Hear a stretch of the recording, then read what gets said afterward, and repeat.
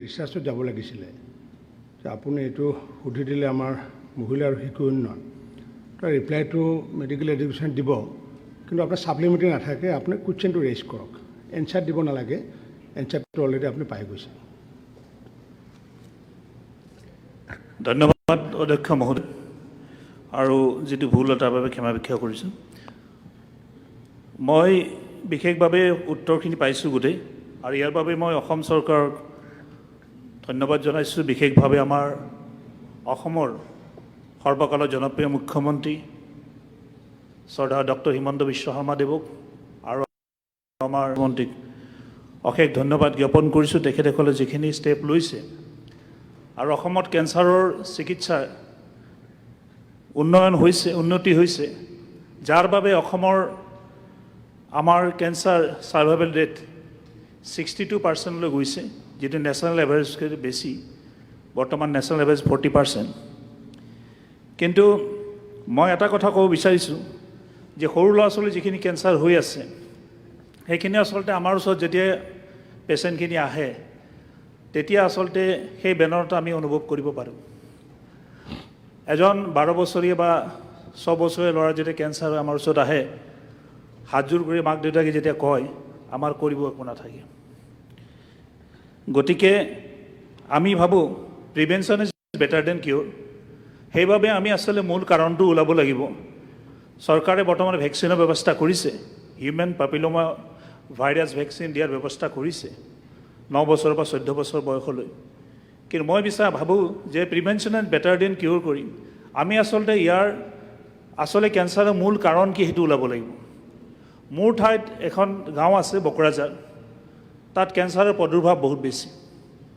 আৰু তাত আমি এটা বিশ্লেষণ কৰি দেখিলোঁ যে তাত যিটো পানী আছে, সেই পানীত আচলতে টিউবৱেলৰ পানী ব্যৱহাৰ কৰে, হাত টিউবৱেল, হেণ্ড টিউবৱেল।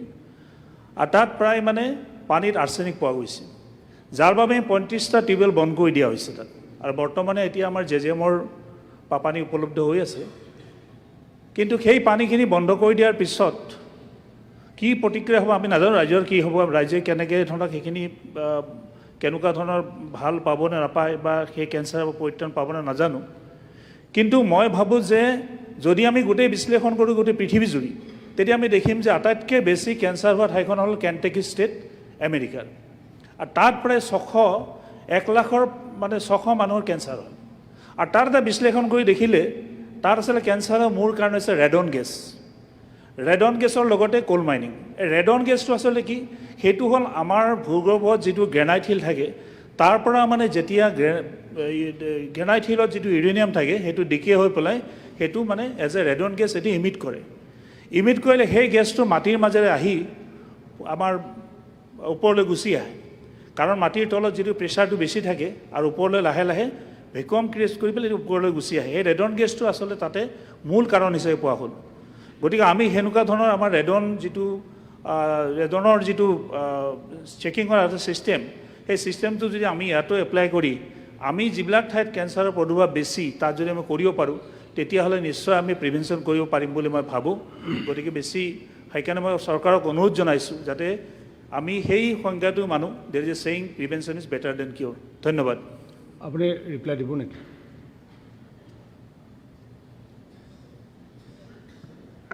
অধ্যক্ষ মহোদয়, অসম চৰকাৰে কৰ্কট ৰোগৰ প্ৰতিৰোধৰ বাবে চিকিৎসাৰ বাবে বিস্তৃত এটা প্ৰগ্ৰাম হাতত লৈছে। Assam cancer care foundation, the brain child of honourable chief minister, started way back in 2018-19। আৰু মই ভাবোঁ যে ভাৰতবৰ্ষৰ ভিতৰত ইমান বিস্তৃত, ইমান ডাইভাৰ্চিফাইড, কম্প্ৰিহেনচিভ কেঞ্চাৰ কেয়াৰ ফেচিলিটি ভাৰতৰ কোনো ৰাজ্যত নাই। 17টা হস্পিটেল আছে, তাৰ ভিতৰত এটা কেঞ্চাৰ কেয়াৰ ইনষ্টিটিউট যিটো গুৱাহাটীত আছে, 5টা ডাঙৰ চহৰত আছে, আৰু 11খন বিভিন্ন জিলা হেডকোৱাৰ্টাৰত আছে। আৰু য'ত আসাম কেঞ্চাৰ কেয়াৰ ফাউণ্ডেশ্যনৰ জিলাত ব্যৱস্থা নাই, তাত জিলা হাস্পতালতো কেঞ্চাৰ ৰোগীক চিকিৎসা দিয়াৰ বাবে আমি কাম কৰি আছোঁ চৰকাৰে তিনিটা ষ্ট্ৰেটেজিত কাম কৰি আছে number 1 early detection early treatment দ্বিতীয়টো হ'ল শিশুক এতিয়া কেঞ্চাৰৰ টীকাকৰণো কৰা আৰম্ভ কৰিছে তাৰ ফলত বহুতখিনি ভৱিষ্যতত কৰ্কট ৰোগটো তলত কমি আহিব বুলি আমি ধাৰণা কৰিছোঁ ভাৰত চৰকাৰে এটা প্ৰগ্ৰাম হাতত লৈছে 15 বছৰৰ কম বয়সৰ ছোৱালীক যেটো কেঞ্চাৰ হয় মহিলাজনিত যেটো কেঞ্চাৰ তাৰ টীকাকৰণৰো প্ৰগ্ৰাম এতিয়া আৰম্ভ হৈছে কিন্তু প্ৰিভেনশ্যন ইজ বেটাৰ দেন কিউৰ কথাটোতো ঠিকেই আৰু চৰকাৰেও গোটেই ব্যৱস্থাবোৰ হাতত লৈছে য'ত পানীৰ ভাল নহয় জেজেমৰ জৰিয়তে স্কিম গৈ আছে পুষ্টিকৰ খাদ্য দিয়া ব্যৱস্থা শিশু আৰু মহিলা উন্নয়ন বিভাগে কৰি আছে আমাৰ তৰফৰ পৰা ব্যৱস্থা আছে কিন্তু আমাৰ গোটেই ফ'কাছটো হ'ল আৰ্লি ডিটেকশ্যন 1 কোটি মানুহক আমি স্ক্ৰিনিং কৰিম বুলি চিন্তা কৰিছিলোঁ এতিয়ালৈ 46 লাখ স্ক্ৰিনিং হ'ল কিন্তু ডিটেকশ্যনটো আৰ্লি হ'লে কেঞ্চাৰক ট্ৰিটমেণ্ট দিয়া যায় বাট বহুত লেটাৰ ষ্টেজত যদি আহে ষ্টেজ 3 ষ্টেজ 4 তেতিয়া আৰু বহুত চিকিৎসা দিব পৰা সুবিধাটো নাথাকে বহুতবাৰ ভালো হয় নোহোৱা নহয় ভালো হয় আৰু তেখেতে ঠিক কৈছে লাইফষ্টাইলটো অলপ ঠিক কৰিব লাগিব মানুহে যেনেকৈ সমাজত উন্নয়ন হৈছে দেশত উন্নয়ন হৈছে তেনেকৈ বিভিন্ন ধৰণৰ ৰোগো ওলাই আছে আৰু মানুহ ইয়াৰ পৰা সংক্ৰমিত হৈ আছে কেঞ্চাৰ এক ভয়াৱহ পৰিস্থিতি সমাজত ধাৰণ কৰিছে বিধায়ক হিচাপে আমি সমষ্টিত যেতিয়া থাকোঁ কৰ্কট ৰোগী যেতিয়া আহে জীৱনত হাহাকাৰ দেখে অধ্যক্ষ মহোদয় কিন্তু অসমৰ মডেল ভাৰতবৰ্ষৰ ভিতৰত বেষ্ট মডেল বুলি ভাৰত চৰকাৰেও স্বীকৃতি দিছে আৰু আন ষ্টেটবোৰক কোৱা হৈছে যে অসমৰ কেঞ্চাৰ কেয়াৰ মডেলটো আপোনালোকে এডপ্ট কৰক বিহাৰৰ গোটেই কেঞ্চাৰ কেয়াৰ এণ্ড ৰিচাৰ্চ যেটো তেখেতসকলৰ উইং আছে বিহাৰ চৰকাৰৰ তেখেতসকলে আহি গ'ল চাহি প্ৰশংসা কৰি গ'ল আৰু অসমৰ নিচিনা এক সৰু আৰু মানে এক সময়ত পিছপৰা ষ্টেটে এনেকুৱা মডেল এটা তৈয়াৰী কৰিব বুলি কোনো ভাবা নাছিলে বিভিন্ন ৰাজ্য চৰকাৰে আহাৰ আগ্ৰহ প্ৰকাশ কৰিছে আৰু মই ভাবোঁ যে অসমত কেঞ্চাৰক লৈ ট্ৰিটমেণ্ট আমি উপলব্ধ কৰাইছোঁ আৰ্লি ডিটেকশ্যনৰ ব্যৱস্থা কৰিছোঁ কিন্তু মানুহে নিজেও অলপ সাৱধান থাকি কেনেকৈ এই জীৱনশৈলীটো ভাল কৰি ৰাখিব পাৰোঁ খোৱা বোৱাটো ভাল কৰিব ৰাখিব পাৰোঁ তাৰ ব্যৱস্থাও মানুহে কৰিব বুলি আপোনাৰ মাধ্যমত মই আহ্বান জনাব খুজিছোঁ থেংক ইউ মানে ডেকা ডাঙৰীয়াই কৈছে কি যে মানে প্ৰিভেনশ্যন ইজ বেটাৰ দেন কিউৰ মানে ইয়াৰ কাৰণটো নেই ইয়াৰ প্ৰাদুৰ্ভাৱ যে ইমান হৈ আছে সেই সন্দৰ্ভত মানে কিবা ৰিচাৰ্চ কৰি পেলাই মানুহক যদি সজাগ কৰিব পৰা যায় তেতিয়াহ'লেহে আমি কাৰণ এতিয়া ডিটেকশ্যনটো কৰি আছে ট্ৰিটমেণ্টটো কৰি আছে এইটো বহুত ভাল মানে অসমত মানে বহুত ভাল প্ৰগ্ৰেছ কিন্তু তেখেতৰ কথা হৈছে কি আমেৰিকাৰ ৰেফাৰেঞ্চটো দি পেলাই কৈছে যে আগতীয়াকৈ যদি আমি যদি সজাগ হ'ব পাৰোঁ যেনেকুৱাকৈ আৰ্ছেনিকযুক্ত পানী এতিয়া ধৰক জেজেমে দি আছে এতিয়া জেজেমৰ পানীত আৰ্ছেনিক নাই কিন্তু য'ত জেজেম কিবা কাৰণ ফেইল হৈ থাকিলে মানুহে যদি আকৌ সেই কলৰ পানীটো খায় গতিকে এৱাৰনেছো ক্ৰিয়েট কৰিব লাগিব যেনেকৈ ভূগৰ্ভৰ পানীত আৰ্ছেনিক থাকে ভূপৃষ্ঠত নাথাকে ভূপৃষ্ঠৰ মানুহ যাতে ব্যৱহাৰ কৰে তো এনেকুৱাকৈ যদি মেইন কজটো কিহৰ কাৰণে হয় কেঞ্চাৰটো এই বিষয়ে যদি আমি যদি অলপ ডিটেইলছ ৰিচাৰ্চ কৰিব পাৰোঁ মই ভাবোঁ ভাল হ'ব ঠিক আছে এনুৱে নেক্সট 122 নম্বৰ কিবা ডক্টৰ মিলন দাস অধ্যক্ষ ডাঙৰীয়া আপোনাৰ কথাটোত অলপ 2 মিনিট মই যোগ কৰি দিওঁ অসম চৰকাৰে অধ্যক্ষ মহোদয় যোৱা কাৰ্যকালতে আমি স্কুলৰ পৰা হেল্থ এডুকেশ্যন আৰম্ভ কৰিছোঁ হেল্থ ক্লাব বনাইছোঁ প্ৰত্যেকটো স্কুলতে হেল্থ ক্লাব বনোৱা যাব আৰু healthy living healthy lifestyle healthy food habit এই তিনিটা ফ'কাছ কৰি ক্লাছ 6-7ৰ পৰাই আমি কি খালে ভাল কেতিয়া খালে ভাল যোগ চৰ্চা ব্যায়াম এক্সাৰচাইজ শাৰীৰিক চৰ্চা মানসিকভাৱে কেনেকৈ স্বাস্থ্য থাকিব পাৰি চ' মেণ্টেল ফিজিকেল দুটাই হেল্থ আমি কভাৰ কৰি হেল্থ ক্লাববোৰ কৰিছোঁ আৰু জিলাই আৰম্ভ হৈছে প্ৰত্যেকটো জিলাত আমি 30টাকৈ লৈছিলোঁ গোটেই অসমত 1000 ক্লাব ইতিমধ্যে আৰম্ভ হৈছে আৰু এই বছৰতে হাজাৰ আমি বঢ়াই যাম আৰু এটা সময়ত গোটেই অসমৰ স্কুলক আমি হেল্থ ক্লাবৰ জৰিয়তে যোগ কৰিম আৰু মই ভাবোঁ যে বিধায়কসকলেও ৰোগীক চিকিৎসা কৰাৰ কাৰণে চৰকাৰ গোটেই ব্যৱস্থা লৈছে, কিন্তু আপোনালোকেও যদি নিজৰ নিজৰ সমষ্টিত হেল্থ ক্লাবক অলপ যদি প্ৰমোট কৰে, নিজেও যদি হেল্ডি লাইফষ্টাইল ৰাখে, আপোনালোক এজন এজন আইকন নিজৰ সমষ্টিত, আপোনালোকক চাই সমাজেও স্বাস্থ্যৱান হোৱাৰ চেষ্টা কৰিব। পৰৱৰ্তী প্ৰশ্ন 122 ডক্টৰ মিলন দাস। উত্তর সদনে উপস্থাপন করা হয়েছে। ডক্টর মিলন দাস আছে? মাননীয় অধ্যক্ষ মহোদয়, মাননীয় বিভাগীয় মন্ত্রী মহোদয়কে 4টা প্রশ্ন করা হয়েছিল। একটা ছিল যে মাননীয় মুখ্যমন্ত্রীর নিজের ব্যবস্থাপনায় হাইলাকান্দি শহরের জন্য যে নতুন জল প্রকল্প তৈরি করা হয়েছে সেই সম্বন্ধীয়। দ্বিতীয় প্রশ্ন ছিল মাননীয় মুখ্যমন্ত্রীর চেষ্টায় লালা শহরের জন্য আরও একটি জলের প্রকল্প অনুমোদন দেওয়া হয়েছিল সেই সম্বন্ধীয়। তৃতীয় ছিল আলগাপুর সমষ্টির যে সমষ্টির মাল্টিভিলেজ প্রকল্প, যে প্রকল্প থেকে আমার সমষ্টিতেও জল আসে সেই সম্বন্ধীয়। এবং আমার 4 নম্বর প্রশ্ন ছিল যে আমার বিধানসভায় যেগুলো আদিবাসী এবং জনজাতি অঞ্চল রয়েছে সেই অঞ্চলে জলের যোগান সম্বন্ধীয়। 4টা প্রশ্নেরই উত্তর খুব বিস্তৃতভাবে দেওয়া হয়েছে এবং আমি 4টা প্রশ্নতেই উত্তরেই স্যাটিসফাইড। শুধু 2-3টা সংযোজন রয়েছে আপনার মাধ্যমে মাননীয় মন্ত্রী মহোদয়কে আমি জ্ঞাত করতে চাই যে হাইলাকান্দি শহরের জন্য যে নতুন জল প্রকল্প, যে প্রকল্পে প্রায় 7,652টি পরিবার এবং তার সাথে সাথে 444টি বাণিজ্যিক সংযোগ রয়েছে, জল প্রদান করা হবে এবং নির্ধারিত লক্ষ্য রয়েছে, উত্তরে বলা হয়েছে 2027-এর ভিতরে সেই নতুন প্রকল্প কাজ সম্পন্ন হবে। কিন্তু মাননীয় মন্ত্রী মহোদয়কে আপনার মাধ্যমে জানাতে চাই যে আমি ব্যক্তিগতভাবে সেই প্রকল্পে গিয়েছি কয়েকবার। আমাদের হাইলাকান্দি মিউনিসিপ্যালিটির চেয়ারম্যান উনিও ভিজিট করেছেন এবং আমাদের নজরে যে বিষয়টি আসছে যে গতিতে কাজ হচ্ছে এই গতিতে আমরা 2027 যদিও আমরা লক্ষ্য ঠিক করেছি, আমরা 2030 পর্যন্ত সম্ভবত আমরা কমপ্লিট করতে পারবো না। সেই জন্য এই যে প্রকল্প, এই প্রকল্পকে স্থানীয় যারা রয়েছে আধিকারিক জনস্বাস্থ্য কারিগরি বিভাগের তাদের হাতে না ছেড়ে, যেহেতু এটা বড় প্রকল্প এবং মাননীয় মুখ্যমন্ত্রীর স্বপ্নের প্রকল্প, আমার অনুরোধ থাকবে যে আপনারা যদি স্টেট হেডকোয়ার্টার থেকে যদি এটাকে মনিটরিং করা যায় তাহলে আমরা 2027-এই লক্ষ্যে পৌঁছাতে পারবো। দ্বিতীয় একটা বিষয় মাননীয় অধ্যক্ষ মহোদয় আপনার মাধ্যমে বলতে চাই যে এই প্রকল্প শুরু হতে যে সময় লাগবে তার পূর্বে হাইলাকান্দি শহরে যে জল দানের যে প্রক্রিয়া চলছে, যে ব্যবস্থা রয়েছে সেই প্রক্রিয়ায়ও অনেকটা ত্রুটি রয়েছে। আমি ব্যক্তিগতভাবে সেই প্রকল্প ভিজিট করেছি, পরিদর্শন করেছি এবং আমার মনে হয় যারা বিভাগীয় কর্তৃপক্ষ রয়েছে সেই বিভাগীয় কর্তৃপক্ষের ত্রুটির জন্য আজকের দিনে হাইলাকান্দি শহরের মানুষ নিত্য প্রয়োজনীয় যে জল, পানীয় জল সেই যোগান থেকে বঞ্চিত।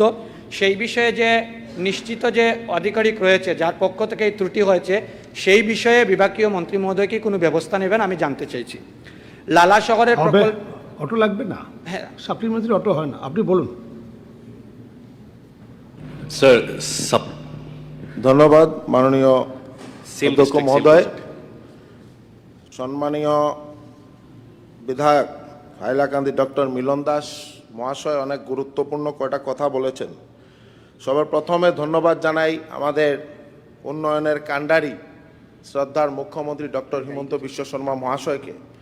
উনি যেভাবে বরাক, ব্রহ্মপুত্র সব প্রত্যেক এলাকার সম উন্নয়নের জন্য যে প্রয়াস করছেন, বিশেষ করে বিশুদ্ধ খাওয়ার জল, এবং আজকে বিধায়ক মহোদয় যে কথা বলছেন, এবং হাইলাকান্দির জন্য 2টা প্রজেক্ট অলরেডি মাননীয় মুখ্যমন্ত্রী এসওপিডির মাধ্যমে হাইলাকান্দি এবং লালা এই 2টা মিউনিসিপ্যালিটি এলাকায় 2টা প্রজেক্ট স্যাংশন হয়েছে এবং হাইলাকান্দি শহরের জন্য 7,652 পরিবার এবং 444টি বাণিজ্যিক সংযোগ জল সরবরাহের জন্য টেন্ডারও হয়েছে এবং কাজও শুরু হয়েছে। কাজের যদি অগ্রগতি স্লথ গতিতে চলছে, আমি অ্যাসেম্বলির পরে বিধায়ক মহোদয় এবং কন্ট্রাক্টর বা আমাদের চিফ ইঞ্জিনিয়ারকে নিয়ে হাইলাকান্দি ভিজিট করব এবং সঙ্গে সঙ্গে ওনাদের যে টেন্ডারে 18 মাসের মধ্যে এই কাজটা সম্পন্ন করার জন্য ওনাদেরকে নির্দেশ দেওয়া আছে। এই টেন্ডার ডকুমেন্টসে ওনারা এই ইয়েতেই সাইন করেছেন, যার কারণে আপনি নিশ্চিন্ত থাকবেন যে উইদিন এ টাইম ফ্রেম এই কাজ সম্পন্ন হবে এবং আজকে আমি এই আপনার সদনের মাধ্যমে আমি মাননীয় অধ্যক্ষ মহোদয়ের মাধ্যমে আমার ডিপার্টমেন্টকে আমি সঙ্গে নিয়ে আমি বলছি যে 18 মাসের ভিতরে হাইলাকান্দি এবং লালাতেও যে প্রকল্প এটা অলরেডি টেন্ডার হয়েছে এবং আগামী 7-8 দিনের ভিতরে ওনাদেরকে অ্যাওয়ার্ড করে দেওয়া হবে এবং লালা যে মিউনিসিপ্যালিটি এলাকার ওইটাও আমরা গিয়ে কাজ শুরু করে দেব।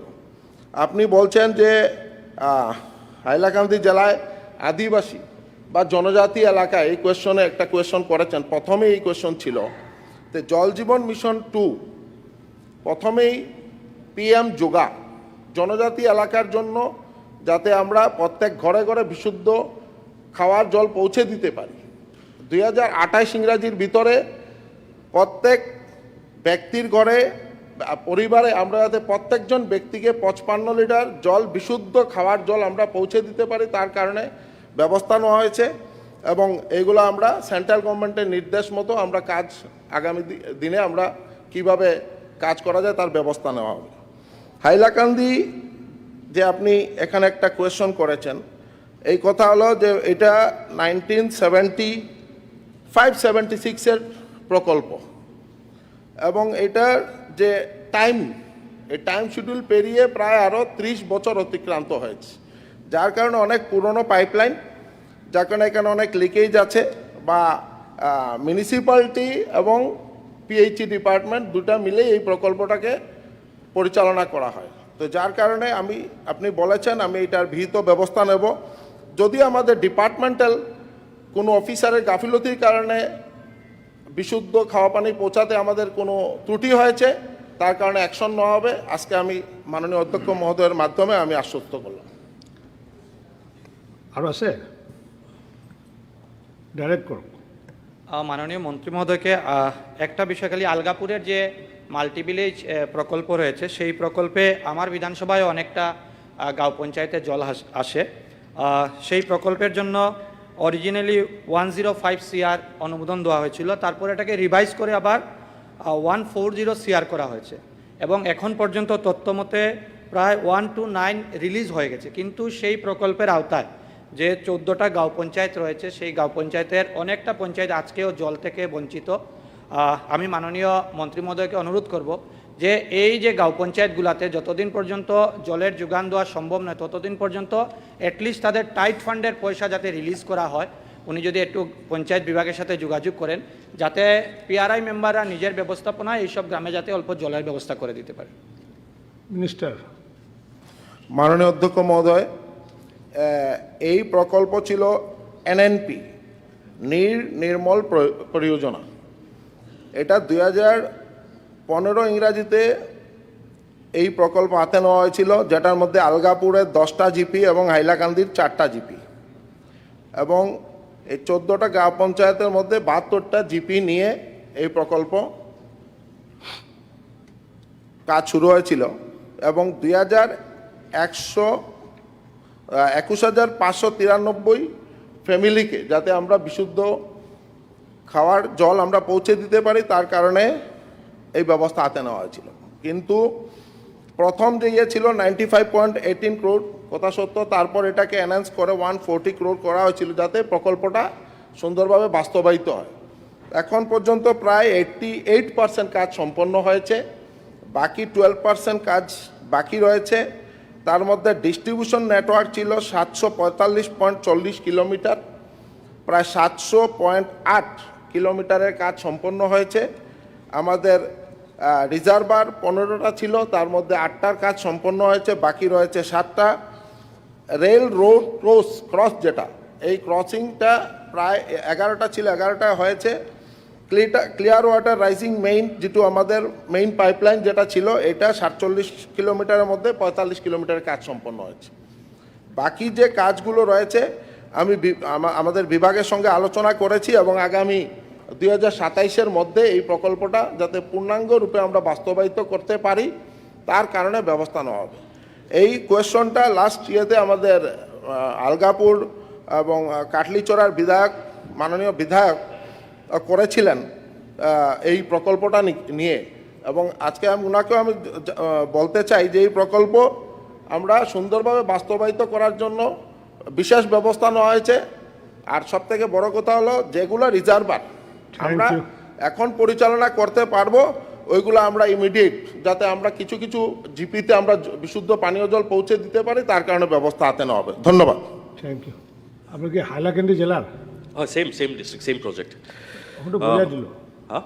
মিনিস্টারটা বলে দিল আপনার reply No, our question, supplementary question. বলুন বলুন অধ্যক্ষ মহোদয় মই জনাব বিচাৰোঁ যে সুপ্ৰিম কোৰ্টে এইটো অবজাৰ্ভ কৰিছে যে access to safe and sufficient drinking water is a integral part of the right to life under article 21 কিন্তু আনফৰ্চুনেটলি 21,592 হাউচ হোল্ড মানে close to 1 lakh population 1 lakh পপুলেশ্যনে এতিয়াও ছেফ ড্ৰিংকিং ৱাটাৰ পোৱা নাই মোৰ সমষ্টিত আৰু প্লাছ পূৰা ডিষ্ট্ৰিক্টত ক'ব গ'লে এতিয়া মোৰ কুৱেশ্যনটো হ'ল যে প্ৰজেক্টত চাওক almost 13,508 number of household connection already হৈ গৈছে 5টা ERS অলৰেডি কমপ্লিট হৈ গৈছে 5টা ERSত অলৰেডি মানে ক্লিন ড্ৰিংকিং ৱাটাৰ গৈ পাই গৈছে চ' মোৰ কুৱেশ্যনটো হ'ল যে আমি কিবা এটা ফৰ্মুলেট কৰিব পাৰোঁ নেকি যে এটা মেকানিজম ফৰ্মুলেট কৰি যাতে এই যোনখিনি কমপ্লিট হৈ গৈছে এইখিনি মানুহে এটলিষ্ট যাতে পানী পাই যায় কাৰণ কাম কেতিয়া কমপ্লিট হ'ব এইটো এটা আনচাৰ্টেন এইটো আনচাৰ্টেন কেতিয়া কাম কমপ্লিট হ'ব এইটোতো যেতিয়া হ'ব তেতিয়া হ'ব দেখা যাব কিন্তু যেতিয়ালৈ নহয় কাৰণ 11 বছৰৰ পৰা মানুহে পানী পোৱা নাই কাৰণ এই প্ৰজেক্টটো অহাৰ পাছত কি হৈছে তাত জেজেএমো কাম নকৰে এতিয়া জেজেএম তাতে এমপ্লয় নহয় তাৰপাছত আপোনাৰ পুৰণা যিমান ৱাটাৰ ছাপ্লাই স্কিম আছে এইখিনিও বন্ধ হৈ আছে চ' মানুহে পানী পোৱা নাই চ' যেতিয়া কাম কমপ্লিট হৈ যাব যেতিয়া প্ৰজেক্টটো কমপ্লিট হৈ যাব তেতিয়াতো ভাল কথা কিন্তু যেতিয়ালৈ কমপ্লিট নহয় ইণ্টাৰিম ৰিলিফ হিচাপে যিমানখিনি কমপ্লিট হৈ গৈছে এতিয়া যদি কালিয়ে যদি আমি প্ৰজেক্টটো ষ্টাৰ্ট কৰোঁ মই ছাইট ভিজিট কৰিছিলোঁ তাৰে ডিপাৰ্টমেণ্টৰ মানুহৰ লগত বহিছোঁ বহি মই গম পালোঁ যে 13,508 number of household connection already হৈ গৈছে আৰু আমি যদি কিবা এটা ফৰ্মুলেট কৰিব পাৰোঁ যে ইমিডিয়েট মানে সিহঁতক যদি টেম্পৰেৰী ৰিলিফ দি এইখিনি মানুহে যদি এটলিষ্ট পানী পাব পাৰে তেতিয়া বিৰাটে ভাল হ'ব মিনিষ্টাৰ ৰিপ্লাই প্লিজ কিবা ক'ব পৰা যায় নেকি মাননীয় অধ্যক্ষ মহোদয় এই কথাটো আমি অলৰেডি আগত কৈছোঁ যে যিমান আমাৰ টাৱাৰ অলৰেডি কমপ্লিট হৈছে যিমান FSTS আমাৰ কমপ্লিট হৈছে কানেকশ্যন হৈছে আমি যাই এইটো পৰ্যালোচনা কৰি যাতে সোনকালে আমি এই মানে পাৰ্চিয়েলি আমি যাতে এইটো অপেন কৰিব পাৰোঁ সকলোকে যাতে আমি বিশুদ্ধ খোৱা পানীৰ ব্যৱস্থা কৰিব পাৰোঁ তাৰ কাৰণে ব্যৱস্থা হাতত লোৱা হ'ব ধন্যবাদ পৰৱৰ্তী প্ৰশ্ন 123 ৰেকিবুদ্দিন আহমেদ উত্তৰ সদনৰ মেজত দিয়া আছে মাননীয় অধ্যক্ষ মহোদয় মই আমাৰ টুৰিজিম মিনিষ্টাৰ বাইদেউ শ্ৰদ্ধাৰ বাইদেউ আমাৰ ইনচাৰ্জ কামৰূপৰ অজন্তা নেওগ বাইদেউক প্ৰশ্ন কৰিছিলোঁ অধ্যক্ষ মহোদয় মই ভালেকেইটা উত্তৰ পাইছোঁ আৰু সঠিকে পাইছোঁ অলপমান কনফিউজন আছে মই এইখিনি অলপ কৈ দিওঁ অধ্যক্ষ মহোদয় অসমলৈ দেশী বিদেশী পৰ্যটকৰ বহু আগমন হৈছে 2025-26 বৰ্ষত অসমলৈ প্ৰায় 85 লাখৰো অধিক দেশী বিদেশী পৰ্যটক আহি পাইছে বুলি আমাৰ তথ্য আছে আৰু এই প্ৰায়ভাগ অধ্যক্ষ মহোদয় এই পৰ্যটকসকল বেছিভাগে ৰাষ্ট্ৰীয় উদ্যান অভয়াৰণ্য টুৰিষ্ট ডেষ্টিনেশ্যনলৈহে অহা আমি দেখা পাওঁ অধ্যক্ষ মহোদয় আমি অসমৰ বাহিৰত যেনেকুৱা LAP কোচিন এইবিলাকত আমি অধ্যক্ষ মহোদয় দেখিছোঁ যে নদীকেন্দ্ৰিক পৰ্যটন যথেষ্ট বিকাশ হৈছে আমাৰ অসমৰ যিহেতু ব্ৰহ্মপুত্ৰ গোটেই অসমৰ ইপাৰৰ পৰা সিপাৰলৈ আমাৰ ব্ৰহ্মপুত্ৰ সামৰি গৈছে অধ্যক্ষ মহোদয় অসমত ব্ৰহ্মপুত্ৰ আৰু বৰাক দুটা উপত্যকাকে 144খন নদী আৰু ৰাজ্যখনত কম বেছি পৰিমাণে 350ৰো অধিক নথিভুক্ত অধ্যক্ষ মহোদয় চৰ আছে অধ্যক্ষ মহোদয় পলাশবাৰী চমৰীয়া ছয়গাঁও চেঙা এই গোটেই কানেক্ট কৰি অধ্যক্ষ মহোদয় আমাৰ সমষ্টি চমৰীয়া হাজাৰ হাজাৰ লোক চৰসমূহত অধ্যক্ষ মহোদয় বাস কৰে প্ৰশ্নটো কওক আপুনি মই প্ৰশ্নটো কৰি আছোঁ অধ্যক্ষ মহোদয় যেনে তাৰ ভিতৰত বাতাহী দিয়া কালাৰ দিয়া ভাতখোৱা দিয়া চৰ নয়াপাৰা সৰলপাৰা চৰ দুৰামাৰী বলুগাঁও চৰ নলজুহি চৰ কাছিকটা চৰ লুটিটাৰী চৰ গৰু চৰ লুতুৰি বিলৰজান চৰ কৰিটাৰী চৰ বৰদিয়া নয়াপাৰা জৰিদিয়া চৰ প্ৰশ্ন নহয় আহমেদ অধ্যক্ষ মহোদয় আপুনি মোৰ direct প্ৰশ্নটো হ'ল অধ্যক্ষ মহোদয় এইখিনি মই অলপ কৈ দিছোঁ আপোনাৰ সহজ সকলোৰে কাৰণে অধ্যক্ষ মহোদয় আমাৰ এই গোটেই ব্ৰহ্মপুত্ৰৰ যিটো ছাইড আছে গোটেইকেইটা সমষ্টি আছে ইয়াত চৰসমূহ আৰু ব্ৰহ্মপুত্ৰৰ পাৰত আমি এটা বিশেষ টুৰিজিম আমি ইয়াত গঢ় লৈ উঠাব পাৰোঁ নেকি অধ্যক্ষ ঠিক এইটো এটা শব্দত ক'লে ৰিভাৰ টুৰিজিম নহয় অলপতো ক'ব লাগিব অধ্যক্ষ মহোদয় বাইদেউ ৰিভাৰ টুৰিজিমৰ ওপৰত কৈ দিয়ক আপুনি অধ্যক্ষ মহোদয় মই বিধায়ক ডাঙৰীয়াক ধন্যবাদ জ্ঞাপন কৰিছোঁ। তেখেতে প্ৰশ্নটো অতি সুন্দৰভাৱে কৰিছে। ইয়াত তেখেতে জানিব বিচাৰি যে গোটেই পৰ্যটনটো বিভাগে কি কাম কৰি আছে আৰু পৰ্যটনৰ ভৱিষ্যত সম্পৰ্কে। অধ্যক্ষ মহোদয়, মই দুআষাৰমান তেখেতৰ প্ৰশ্নটো সামৰি আৰু সামগ্ৰিকভাৱে হাউচকো মই দুআষাৰমান ক'ব বিচাৰিছোঁ যে পৰ্যটনৰ সংজ্ঞাটো আচলতে আমি কেনেধৰণে গ্ৰহণ কৰিছোঁ। আজি গোটেই বিশ্বতে পৰ্যটনৰ সংজ্ঞাটো আচলতে সলনি হৈছে। পৰ্যটন এটা কনচেপ্ট হৈ থকা নাই। পৰ্যটনৰ কনচেপ্টটো একদম বহলীকৰণ হৈছে আৰু বিকাশ হৈছে। আৰু আমি দেখিলোঁ যে আমাৰ দেশখনতো ভাৰতবৰ্ষত ক'ভিড মহামাৰী হ'ল। ক'ভিডত গোটেই পৰ্যটন খণ্ডটো ধ্বংস হৈ গ'ল। কিন্তু তাৰ পিছৰ পৰা 2022-23 পৰা গোটেই ভাৰতবৰ্ষতো পৰ্যটনে আন্তঃৰাষ্ট্ৰীয় পৰ্যায়ত আগবাঢ়ি গৈছে আৰু অসমেও আগবাঢ়ি যাবলৈ চেষ্টা কৰিছে। গতিকে পৰ্যটনক আমি কেৱল এটা দিশেৰে চালে নহ'ব। মই বিধায়কসকলক বহুতো প্ৰশ্ন তেখেতসকলে কৰিছে, সেইকাৰণে মই স্পষ্টভাৱে ক'ব বিচাৰিছোঁ যে পৰ্যটনৰ ধাৰণা আৰু পৰ্যটন খণ্ডৰ বিকাশৰ কাৰণে আমি কেনেধৰণে আমি আগুৱাই যাব পাৰোঁ, ৰাজ্য চৰকাৰখনৰ কৰণীয় কি আৰু আমাৰ বিধায়ক হিচাপে আমাৰো কৰ্তব্য কি। অধ্যক্ষ মহোদয়, যে ক'ভিডৰ পিছত 22-23 বৰ্ষৰ পৰা আমি ভাৰতবৰ্ষৰ লগতে অসমো আগুৱাই গৈছোঁ আৰু পৰ্যটনৰ বিকাশৰ কাৰণে পৰ্যটনক এটা উদ্যোগ হিচাপে ৰাজ্য চৰকাৰে গ্ৰহণ কৰিছে। আৰু সেইকাৰণে আপোনালোকে দেখিছে যে আমাৰ যেতিয়া আমাৰ ছামিট হৈছিলে, ইণ্ডাষ্ট্ৰিয়েল ছামিট হৈছিলে 2.0, তেতিয়া উদ্যোগীকৰণৰ ভেটি হিচাপে উদ্যোগৰ নীতিৰ আধাৰত অসমত বহুতো উদ্যোগপতিসকল আহিছে অসমত ইনভেষ্ট কৰিবৰ কাৰণে। বিভিন্ন ধৰণৰ ডাঙৰ ডাঙৰ তেওঁলোকে পঞ্চতাৰকা হোটেল ইয়াত স্থাপন কৰিব বিচাৰিছে যে এটা অসমে যাতে যে আৰু আগবাঢ়ি যাব পাৰে, সেইকাৰণে ৰাজ্যখনত এটা উদ্যোগীকৰণৰ বাতাবৰণ সৃষ্টি কৰিব বিচাৰিছে, যি লগতে পৰ্যটনৰ বিকাশো হ'ব পাৰে। দ্বিতীয়তে, what is holistic tourism. Holistic tourism হ'ব লাগিলে আমি পৰ্যটনৰ ক্ষেত্ৰত সমন্বিত বিকাশ কৰিব লাগিব। পৰ্যটন এটা কনচেপ্ট নহয় অধ্যক্ষ মহোদয়। অকল পৰ্যটন যদি কৰিব লাগে তেতিয়াহ'লে আমি আন্তঃগাঁথনি তৈয়াৰ কৰিব লাগিব, বেচৰকাৰী খণ্ডৰ সঠিক বিনিয়োগ কৰিব লাগিব আৰু লগতে সুনিশ্চিত নিৰাপত্তা কৰিব লাগিব। বিধায়ক ডাঙৰীয়াই সঠিকভাৱে কৈছে যে যোৱা সময়ছোৱা কোন কোন ৰাষ্ট্ৰই তেওঁলোকৰ অসমলৈ অহা বেনটো নাইকিয়া কৰিছে। গতিকে যোৱা সময়ছোৱা আমাৰ ৰাজ্যখনত যিটো আইন কানুন পৰিস্থিতি আমাৰ উন্নত হ'ল, তাৰ ফলস্বৰূপে ইউৰোপীয়ান কাণ্ট্ৰিবিলাকে আজি অসমলৈ আহিবলৈ আৰম্ভণি কৰিছে। গতিকে লগতে সুনিশ্চিত নিৰাপত্তা লাগিব আৰু লাগিব আমাৰ ৰাজ্যখনৰ প্ৰতিজন গৃহস্থৰ অতিথি দেৱ ভৱ মানসিকতা। গতিকে পৰ্যটকসকলক যথোচিত আদৰ কৰিব লাগিব, সন্মান জনাব লাগিব আৰু এজন পৰ্যটকে ৰাজ্যখনত উপস্থিত হোৱাৰ লগে লগে একেবাৰে হোমষ্টেৰ পৰা আৰম্ভ কৰি ক্ষুদ্ৰ বেপাৰ কৰা লোকসকল সকলোৰে মাৰ্জিত ব্যৱহাৰ লাগিব আৰু ৰাজ্যখনৰ যাতে প্ৰকৃত ছবিখন আমি তেওঁলোকক দেখুৱাব পাৰোঁ তেনেকুৱা এটা পৰিৱেশ আমি গঢ়ি তুলিব লাগিব। গতিকে দৰাচলতে পৰ্যটন হৈছে এটা উদ্যোগ, নিজাববীয়া উদ্যোগ নহয়, ই হৈছে এটা সামগ্ৰিকভাৱে চবৰে সন্মিলিতভাৱে গঢ়ি তোলা এটা উদ্যোগ। গতিকে পৰ্যটন উদ্যোগক আমি এটা সকলোৱে তৈয়াৰ কৰিবলৈ চেষ্টা কৰিব লাগিব আৰু গতিকে আমি নিজে চৰকাৰৰ কেইটামান লজ বা চৰকাৰী হোমষ্টে বা চৰকাৰৰ কেইটামান আঁচনিৰে পৰ্যটন উদ্যোগৰ আমি প্ৰসাৰ কৰিব নোৱাৰোঁ। গতিকে এই উদ্যোগৰ লগত জড়িত হৈ আছে ৰাজ্যৰ পৰিকাঠামো, ইনফ্ৰাষ্ট্ৰাকচাৰ। গতিকে উন্নত যাতায়াত ব্যৱস্থা, স্পীডি ইণ্টাৰনেট এণ্ড ৱাইফাই ফেচিলিটি, অত্যন্ত চাফ চিকুণ আৰু স্বাস্থ্যসন্মত অনাময় ব্যৱস্থা, বিৰতিবিহীনভাৱে বিদ্যুৎ যোগান, উন্নত মানদণ্ডৰ যান বাহনৰ ব্যৱস্থা, ৰুচিসম্পন্ন থকা মেলাৰ ব্যৱস্থা আৰু আমাৰ ৰাজ্যখনৰ বিভিন্ন জাতি জনগোষ্ঠীৰ পৰম্পৰা প্ৰতিফলিত হোৱা মেলাসমূহ, উন্নত চিকিৎসা ব্যৱস্থা, ৰাষ্ট্ৰীয় ঘাইপথ তথা উপপথৰ কাষে কাষে নিৰ্দিষ্ট দূৰত্বৰ সুবিধাজনক ঠাইত আধুনিক অনাময় ব্যৱস্থা, ৱেচাইড এমিনিটিজ বুলি কৈছোঁ। আমি বিভিন্ন ঠাইবিলাকলৈ গৈছোঁ, বৰাক উপত্যকালৈ গৈছোঁ, আমি কাৰ্বি আংলঙলৈ গৈছোঁ, আমি ডিমা হাছাওলৈ গৈছোঁ। তাৰ ৰাস্তাৰ কাষত ৱেচাইড এমিনিটিজ হোৱাটো অতি প্ৰয়োজন। মই বিধায়কসকলক সেই সময় দৃষ্টি দিবলৈ অনুৰোধ কৰিছোঁ। গতিকে পৰিষ্কাৰ পৰিচ্ছন্নতা পৰ্যটনথলীসমূহৰ আশে পাশে থকাটো অতি এটা গুৰুত্বপূৰ্ণ কথা। গতিকে পৰিষ্কাৰ পৰিচ্ছন্নতাৰে এখন সভ্য সমাজৰ উন্নয়নৰ মাপকাঠি বুলি আমাক গণ্য কৰা হয়।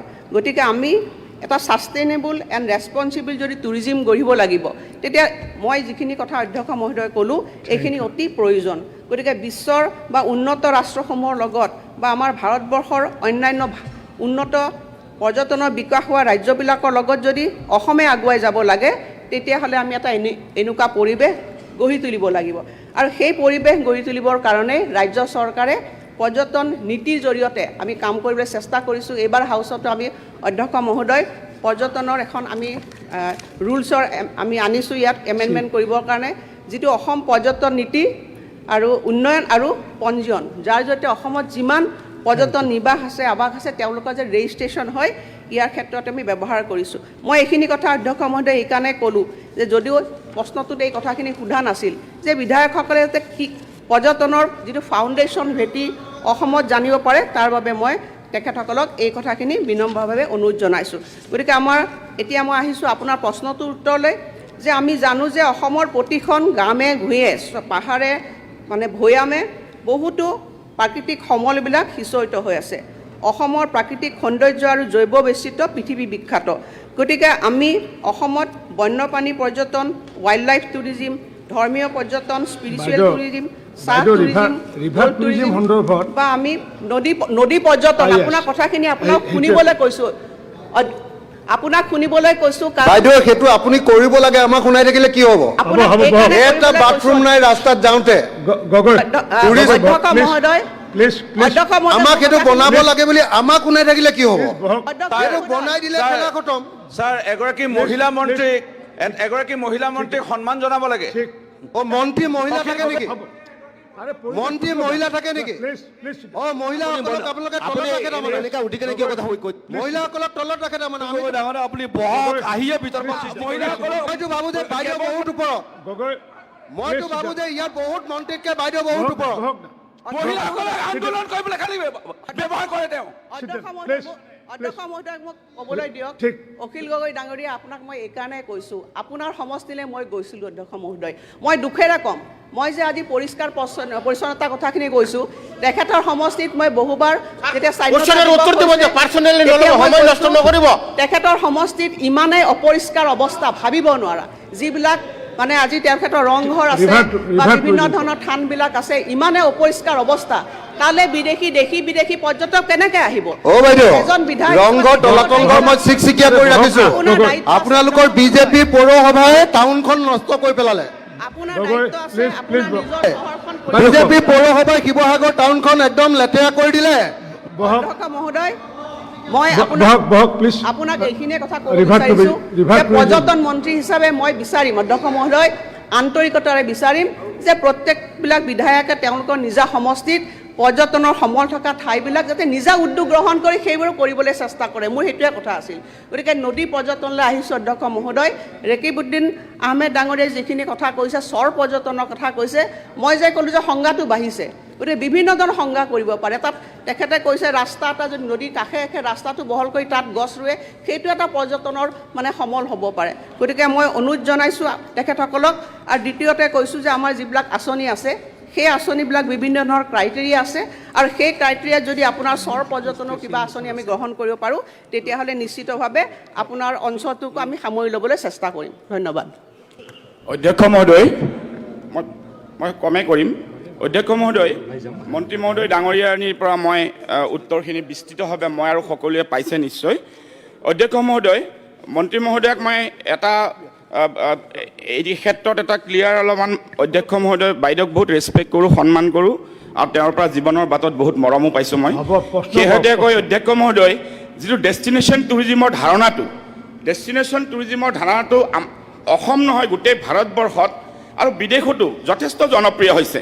আৰু এই ডেষ্টিনেশ্যন টুৰিজিমটোৰ ব্ৰহ্মপুত্ৰৰ চৰসমূহক লৈ পৰ্যটনৰ মাজত অধ্যক্ষ মহোদয় ইনক্লুড হ'ব লাগে।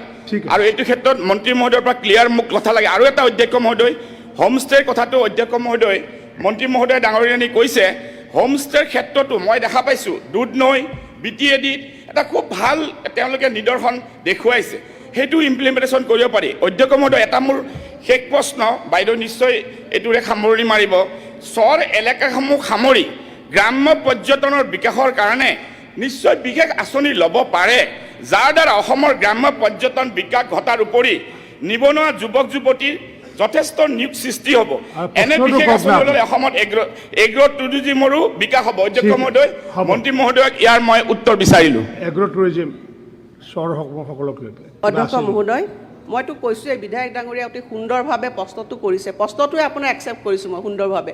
গতিকে আমি ভৱিষ্যতে এই ক্ষেত্ৰত কিবা কৰিব পাৰোঁ নেকি চাম। ঠিক। নেক্সট পৰৱৰ্তী প্ৰশ্ন 124 নম্বৰ, জাকিৰ হুছেইন চিকদাৰ। মাননীয় অধ্যক্ষ মহোদয়, উত্তৰ সদনৰ মজিয়াত দিয়া হৈছে।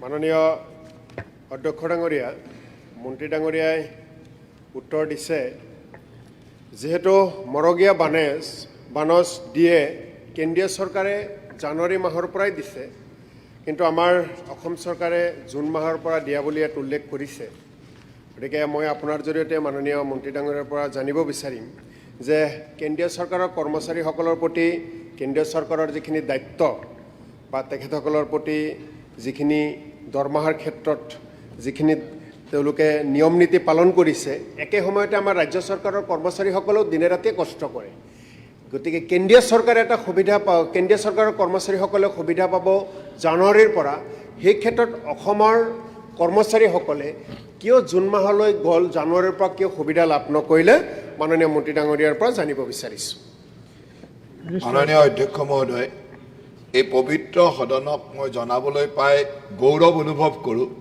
যে অসমে এনেকুৱা এখন ৰাজ্য ভাৰতবৰ্ষৰ মাত্ৰ 6খন ৰাজ্যই আজিৰ তাৰিখত এই 60% মগৰীয়া বানজ দিয়ে অৰুণাচল প্ৰদেশ তামিলনাডু উৰিষ্যা উত্তৰ প্ৰদেশ বিহাৰ আৰু অসম গতিকে ভাৰতবৰ্ষৰ বাকী ৰাজ্যসমূহে ভাবিবই নোৱাৰিব যে তেওঁলোকৰ মগৰীয়া বানজ কি হিচাপত দি আছে কিন্তু আমাৰ অসমে 60% মগৰীয়া বানজ দি আছে গতিকে অসমৰ চৰকাৰকতো সকলোৱে বিধানসভাৰ সকলোৱে ধন্যবাদ জনাব লাগে যে মুখ্যমন্ত্ৰী ডাঙৰীয়াৰ নেতৃত্বত আজি আমি অসমে কেন্দ্ৰ চৰকাৰৰ ঘোষণাৰ লগে লগে আমি সদায় দি যাবলৈ সক্ষম হৈছোঁ নিশ্চয়কৈ তেখেতে যিটো কথা কৈছে এই গোটেই মগৰীয়া বানজটো নিৰ্ভৰ কৰে যে ৰাজ্য চৰকাৰৰ দৰমহা আয়োগৰ পৰামৰ্শ বুলি বা কৰ্মচাৰীসকলৰ অন্যান্য চৰ্তসমূহ বিভিন্ন সময়ত ৰাজ্য চৰকাৰে বিভিন্ন সময়ত আলোচনা কৰি মানি লয় আৰু এই বছৰ আলোচনাৰ পিছত আমি এটা সিদ্ধান্তত আছিলোঁ যে জুন মাহৰ পৰা আমি এই মগৰীয়া বানজ দিম গতিকে মই ভাবোঁ যে দিব পাৰিলেতো ভাল কিন্তু আজি যে অসমে ইমানকেইখন ৰাজ্যৰ ভিতৰত 6খন ৰাজ্য ভাৰতবৰ্ষত বহুত আগশাৰীৰ ৰাজ্য আছে সেইবিলাকৰ লগতো ফেৰ মাৰি একেলগে যে অসমে দি থাকিব পাৰিছে সিমানখিনিয়ে মই ভাবোঁ যে আমাৰ কাৰণে বৰ্তমান ভাল কথা আৰু চেষ্টা নিশ্চয়কৈ থাকিব যে সদায় সেই ধৰণে যদি জানুৱাৰীৰ পৰা কৰিছে অহা বছৰ যদি আমি একেলগে কাৰণ দুটা বছৰত দুবাৰকৈ আহে গতিকে সেই সময়ত একেলগে কৰিব পাৰে সেই কথাবিলাক লক্ষ্য থাকিব মই তেখেতৰ কৰ্মচাৰীসকলৰ প্ৰতি থকা দায়বদ্ধতা বা তেখেতৰ কৰ্মচাৰীসকলৰ কৰি কৰা চিন্তাৰ কাৰণে মই ধন্যবাদ জ্ঞাপন কৰিছোঁ নেক্সট সাপ্লিমেণ্টাৰী মগৰীয়া অধ্যক্ষ ডাঙৰীয়া যোৱা মৰগীয়া অধ্যক্ষ ডাঙৰীয়া ইয়াৰ আগতে পূৰ্বৰ বিত্তমন্ত্ৰী অজন্তা বাইদেৱে বাজেটত উল্লেখ কৰিছিল যে 1 ফেব্ৰুৱাৰী 2005 তাৰিখৰ পূৰ্বে নিযুক্তি প্ৰক্ৰিয়া আৰম্ভ হোৱা নিয়মীয়া কৰ্মচাৰীসকলক UPS দিব ওল্ড পেঞ্চন পলিচিৰ অন্তৰ্গত কৰিব আৰু তাৰ কাৰণে যোৱা 28/3/2025 তাৰিখে বিভাগে বিভিন্ন বিভাগলৈ পত্ৰ প্ৰেৰণ কৰিছিল আৰু সেই গোটেই প্ৰক্ৰিয়াটো আজিৰ তাৰিখ পৰ্যন্ত কিন্তু সম্পূৰ্ণ হোৱা নাই এই ক্ষেত্ৰত মাননীয় মন্ত্ৰী ডাঙৰীয়াই উত্তৰ দিছে দীঘলীয়া এটা উত্তৰ দিছে বিভিন্ন বিভাগৰ পৰা উত্তৰ আহিছে বিভিন্ন ডিপাৰ্টমেণ্টৰ হেডসকলৰ লগত কথা পাতি আছে আখুৱা দেখাইছে এটা মোৰ প্ৰশ্ন হ'ল আপোনাৰ জৰিয়তে মাননীয় মন্ত্ৰী ডাঙৰীয়ালৈ এই গোটেই প্ৰক্ৰিয়া 1 ফেব্ৰুৱাৰী 2005 আগত যিসকলে নিযুক্তি প্ৰক্ৰিয়াৰ জৰিয়তে নিযুক্তি লাভ কৰিছে নিয়মীয়া কৰ্মচাৰীসকলে তেওঁলোকে কেতিয়াৰ পৰা UPSৰ অন্তৰ্গত হ'ব মিনিষ্টাৰ ৰিপ্লাই প্লিজ মাননীয় অধ্যক্ষ মহোদয় তেখেতে যিটো কথা কৈছে ইতিমধ্যে মই উত্তৰত কৈছোঁ যে এটা দীঘলীয়া প্ৰচেছ ইতিমধ্যে ৰাজ্য চৰকাৰে বিভিন্ন সময়ত হেড অফ দ্য ডিপাৰ্টমেণ্টসকলৰ লগত বা সেই তথ্যখিনি অহাৰ কাৰণে যিটো যাৱতীয় ব্যৱস্থা কৰিব লাগে সেইখিনি কৰি আছে আৰু তথ্যখিনি অহাৰ লগে লগে মই কৈছোঁ যে তথ্যখিনি অহাৰ লগে লগে আমাৰ চৰকাৰে সেই ধৰণে যিমান সোনকালে পাৰে এই কথাখিনি চিন্তা কৰিব অখিল গগৈ সাপ্লিমেণ্টাৰী ছাৰ মোৰ কথাটো হ'ল যে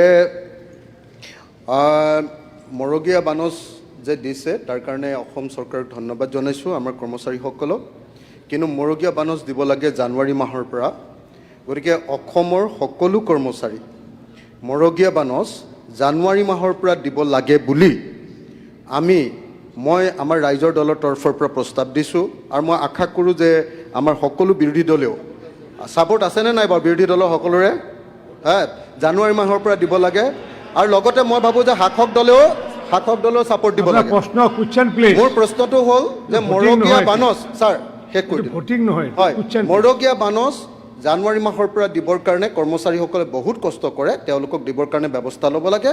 আৰু OPS এইটো ফাঁকিবাজি মাৰিছে ইয়াতে যে 1 ফেব্ৰুৱাৰী 2005 2005-ৰ আগৰখিনিক দিব, আগৰখিনি এনে পায়েই, তাৰ কাৰণে আকৌ ছাৰ্ভে টাৰ্ভে কৰাৰ দৰকাৰ নাই। এইবিলাক মিছা কথা লিখি এনেই কাগজখন নষ্ট কৰিছে। তো এতিয়া ক্লিয়াৰলি ক'ব লাগে যে অসমত আমাৰ কৰ্মচাৰীসকলৰ কাৰণে OPS পুনৰ আৰম্ভ কৰিব নে নকৰে। Honorable Minister, আমাক please. NPS নালাগে, OPS লাগে, ঠিক আছে, কৰিব নে হ'ব। নকৰে। Honourable minister. মাননীয় অধ্যক্ষ মহোদয়, বিধানসভাৰ মজিয়াত যেতিয়া আমি তথ্য দিওঁ, এই তথ্যবিলাক এই ধৰণে উপলুঙা কৰাটো উচিত নহয়। মই অধ্যক্ষ ডাঙৰীয়াৰ জৰিয়তে অনুৰোধ কৰিম যে আমি তথ্য কেতিয়াও ভুল তথ্য নিদিওঁ, আৰু ভুল তথ্য যদি দিওঁ তাৰ কাৰণে নিশ্চয়কৈ ব্যৱস্থা আছে, আপুনি সেই ব্যৱস্থালৈ যাব। কিন্তু বিধানসভাৰ মজিয়াখনক এনেকেদৰে উপলুঙা টাইপ কথা নক'ব। আৰু মই ভাবোঁ যে ভগৱানে তেওঁ সুমতি দিয়ক, এইবিলাকৰ যাতে সুমতি আহে, কাৰণ এতিয়া যি পৰিৱেশ দেখিছোঁ, ভগৱানে সুমতি দিয়াৰ বাহিৰে আৰু মই একো দেখা নাই। মই ভগৱানৰ ওচৰত প্ৰাৰ্থনা জনাইছোঁ যে ভগৱানে তেওঁ সুমতি দিয়ক, যাতে আৰু তেওঁ যেনেকে চৰকাৰক দিব কয়, তেওঁৰ যিকেইটা ব্যৱসায়িক প্ৰতিষ্ঠান আছে অৰ্কিড পাৰ্কৰ পৰা আদি এতিয়া দিব নে নিদিয়ে? যাতে আমাৰ ৰাইজেও অধ্যক্ষ ছাৰ, এনেকুৱা মন্ত্ৰী শিক্ষা দিব লাগে নে নাই? সেইকাৰণে ছাৰ, এনেকুৱা মন্ত্ৰীয়ে লাজ পাব লাগে নে নাই? অসমৰ কৰ্মচাৰীসকলৰ কাৰণে তেওঁ অনুৰোধ কৰিছে, ধন্যবাদ জনাইছো। কিন্তু সমানে নিজৰ ক্ষেত্ৰতো সুন্দৰভাৱে থাকক যে তেওঁ গৈ নিজৰ যাতে ৰাইজক সেই ধৰণৰ মৰমখিনি দিয়ে। Question number 125. Question number Zakaria Ahmed. Question কেইটা যাব দিয়ক, কুৱেশ্যন কেইটা যাব দিয়ক। উপস্থাপন কৰা হয়েছে। Zakaria Ahmed.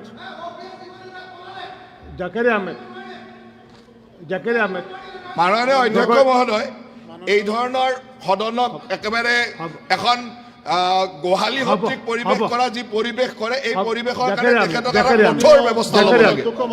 গগৈ, যি দিব লাগে আমি দিম, আপোনাৰ কাৰণে নহয়, আমি চৰকাৰৰ কৰ্মচাৰীৰ কাৰণে দিম।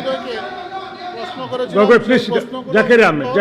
বিভাগীয় মন্ত্রী মহোদয়কে যে প্রশ্নগুলো করেছিলাম সেই প্রশ্নগুলোর উত্তর পেয়েছি।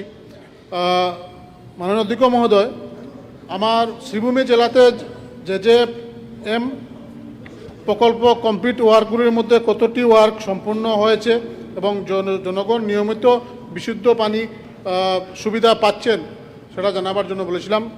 উনি উত্তরে বলেছেন যে বিশেষ করে আমার উত্তর করিমগঞ্জ সমষ্টিতে 26টি এখনো অচল স্কিম আছে। আপনি বহি থাকক, এনেকুৱা নহয়, বহি থাকক। যাতে কি ভাবিছে এইটো? অতি সত্তর এই 26টি স্কিম এবং আমার শ্রীভূমি জেলাতে 106টি স্কিম যেগুলো অচল আছে সেইগুলি অতি সত্তর যাতে দ্রুত কাজ কমপ্লিট করে জনগণ যাতে জল পাওয়া যায় সেই ব্যবস্থা করে দেওয়ার জন্য। আরেকটি গুরুত্বপূর্ণ বিষয়, আমাদের শ্রীভূমির পৌর এলাকাতে বিগত কিছুদিন থেকে মহোদয় জলের যে কোয়ালিটিটা খুবই বাজে, যেটা পান করা তো দূরের কথা, সেই জল দিয়ে স্নান করাও পারা যাচ্ছে না। তাই আমি মন্ত্রী মহোদয়কে অনুরোধ করব, যেহেতু আমার মন্ত্রী মহোদয় নিজে ওই জেলা থেকে এসেছেন, তাই মন্ত্রী মহোদয়কে অনুরোধ করব যাতে অতি সত্বর কমসে কম বিশুদ্ধ খাওয়ার জলগুলো যাতে ব্যবস্থা করে দেওয়ার জন্য। মাননীয় মন্ত্রী। মাননীয় অধ্যক্ষ মহোদয়, প্রথমে মাননীয় বিধায়ক জাকারিয়া আহমেদ যে কোয়েশ্চন এনেছেন, প্রথমে ধন্যবাদ জানাই মাননীয় মুখ্যমন্ত্রী ডক্টর হিমন্ত বিশ্ব শর্মা মহাশয়কে যে শ্রীভূমি পৌরসভা এলাকায় এসওপিডির মাধ্যমে একটা বৃহৎ প্রকল্প ঘোষণা করেছিলেন এবং কাজ শুরু হয়েছে। সঙ্গে আমি আমার বর্তমান ফাইন্যান্স মিনিস্টার তথা আগের জনস্বাস্থ্য কারিগরি দপ্তরের মন্ত্রী জয়ন্ত বড়ুয়া মহাশয়কে ধন্যবাদ জানাই। আজকে এই কাজ শুরু হয়েছে এবং আগের যে প্রকল্প অনেক পুরনো প্রকল্প ছিল, যার কারণে অনেক বিসঙ্গতি আছে, কিন্তু তারপর নতুন প্রকল্প 18 মাসের মধ্যে কাজ সম্পন্ন হলে সবার ঘরে ঘরে বিশুদ্ধ পানীয় জল গিয়ে পৌঁছবে। এখানে উনি যে কোয়েশ্চন করেছিলেন যে উত্তর করিমগঞ্জে কয়টি প্রকল্প আছে এবং কয়টি প্রকল্প ওনার মানে পার্শিয়ালি অর মানে ফুললি বন্ধ আছে। কিন্তু এখানে আমি আমার ডিপার্টমেন্টের তরফ থেকে আমি যেটা দেখলাম ওনাকে আমি দিয়েছি। এখানের মধ্যে প্রথম ওই দিনও আমি বলেছিলাম, আজকেও বলছি যে আমাদের tight funded 15 finance tight funded তহবিল ব্যবহার করে up to 5 lakh district commissioner chairman আপনি ব্লকে গিয়ে ব্লক ভিজিলেন্সের মিটিং করে বিডিওকে সঙ্গে নিয়ে আমাদের পিএইচই ডিপার্টমেন্টও থাকবে, আপনার প্রত্যেকটা প্রকল্প বিলো 5 লাখের মধ্যে আমি দেখেছি 50,000 টু 2 লাখ 2 লাখ টাকার ভিতরে এই প্রকল্পগুলো কাজ করে আবার চালু করা যাবে। যার কারণে আপনাদের সব বিধায়কদের আমাদের সবারই সহযোগিতা করা প্রয়োজন, যাতে আমরা এই প্রকল্পগুলোকে খুব তাড়াতাড়ি আমরা আবার পুনরায় চালু করতে পারি। কারণ আমাদের প্রধানমন্ত্রী, সবার শ্রদ্ধার প্রধানমন্ত্রী, একটাই উদ্দেশ্য যাতে 2028 ইংরাজির ডিসেম্বর মাসের ভিতরে প্রত্যেক পরিবারে, যাতে আমরা ভারতবর্ষের প্রত্যেক পরিবারে বিশুদ্ধ পানীয় জল ঘরে ঘরে পৌঁছে দিতে পারি। এবং আমাদের শ্রদ্ধার মুখ্যমন্ত্রী ডক্টর হিমন্ত বিশ্ব শর্মা মহাশয় উনি আমাদেরকে যেভাবে সবসময় রিভিউ করেন, নির্দেশ দিয়েছেন, যাতে আমরা 31 মার্চ 2028 ভিতরে আমরা যাতে টার্গেট নেই, যাতে আসামের প্রত্যেক এলাকায় বিশুদ্ধ খাওয়ার জল সবার ঘরে ঘরে পৌঁছানোর জন্য। তাই সবাই মিলে আমরা একটা টিম হিসাবে কাজ করতে হবে। আজকে মাননীয় অধ্যক্ষ মহোদয়ের মাধ্যমে সব বিধায়কদেরকে আমি অনুরোধ করব যে আপনারা সহযোগিতা করুন এবং যেগুলো প্রকল্প বিলো 5 লাখ যে বিলো 5 লাখ যেগুলো প্রকল্প আছে এগুলা ডিস্ট্রিক্ট কমিশনারকে সঙ্গে নিয়ে সিইও জেলা পরিষদকে সঙ্গে আলোচনা করে এই প্রকল্পগুলো কাজ করে যাতে অতি সত্বর কাজ শুরু হয় এবং কাজ করে সবার ঘরে ঘরে যাতে বিশুদ্ধ খাওয়ার জল পৌঁছে দেওয়ার ব্যবস্থা করা হয়। তার কারণে আমি বিভাগের তরফ থেকে আমরা কাজ করব, আপনারা একটু সহযোগিতা করুন। ধন্যবাদ। অধ্যক্ষ মহোদয়, মন্ত্রী মহোদয় বলেছেন নতুন একটা প্রকল্প শুরু হবে, আমি ধন্যবাদ দিচ্ছি এই সব প্রকল্পের জন্য, কিন্তু 18 মাস লাগবে মহোদয়। এই 18 মাসের মধ্যে আমরা যে বর্তমান যে আমরা ভুগছি যে বিশুদ্ধ পানীয় জলের জন্য, পরিষ্কার নেই পানিগুলো, সেই পানিগুলোর জন্য আমি অনুরোধ করবো যাতে অতি সত্বর ডিপার্টমেন্টের সঙ্গে কথা বলে যাতে বিশুদ্ধ পরিষ্কার যেগুলো পান করার মতো জলের ব্যবস্থা করে দেওয়ার জন্য। ধন্যবাদ। মাননীয় অধ্যক্ষ মহোদয়, বিধায়ক মহোদয় বলেছেন, আমিও আজকে এই সদনে আশ্বস্ত করছি, মাননীয় মুখ্যমন্ত্রীর একটাই নির্দেশ যে সবাইকে যাতে আমরা বিশুদ্ধ খাওয়ার জল সবার ঘরে ঘরে পৌঁছে দিতে পারি। এবং শ্রীভূমির জন্য নতুন প্রজেক্ট ঘোষণা করেছেন, কাজ শুরু হয়েছে। তার কারণে আজকে এই সদনের আমি দাঁড়িয়ে আমার মাননীয় মুখ্যমন্ত্রী, শ্রদ্ধার মুখ্যমন্ত্রী মহোদয়কে ধন্যবাদ জানাই শ্রীভূমি জেলা বরাক উপত্যকার পক্ষ থেকে। এবং আপনি বলেছেন যে বিশুদ্ধ পানীয় জল, আমার জানা মতো এখন পর্যন্ত যে পিএইচই ডিপার্টমেন্টের তরফ থেকে বা মিউনিসিপ্যালিটি মিলে যেভাবে মানে সবার ঘরে ঘরে বর্তমানেও যে বিশুদ্ধ খাওয়ার জলের ব্যবস্থা করা হয়েছে, তাতে এখনো কোনো ধরনের আমি এই ধরনের তথ্য পাইনি। আপনার কাছে যদি তথ্য থাকে আপনি দিবেন, আমি বিহিত ব্যবস্থা নেব। Question number 126 Sherman Ali Ahmed. উত্তৰ সদনৰ মেজত দিয়া আছে। মাননীয় অধ্যক্ষ মহোদয়, মই প্ৰশ্নত যিকেইটা ইছ্যু ৰেইজ কৰিছিলোঁ, প্ৰশ্ন দিয়াৰ পিছতে মাননীয় মন্ত্ৰী মহোদয়ে তড়িৎ গতিত সেইকেইটা সমাধান কৰি দিছে। তাৰ কাৰণে মই মন্ত্ৰী মহোদয়ক আন্তৰিক ধন্যবাদ জ্ঞাপন কৰিছোঁ। This is also' A record in this assembly.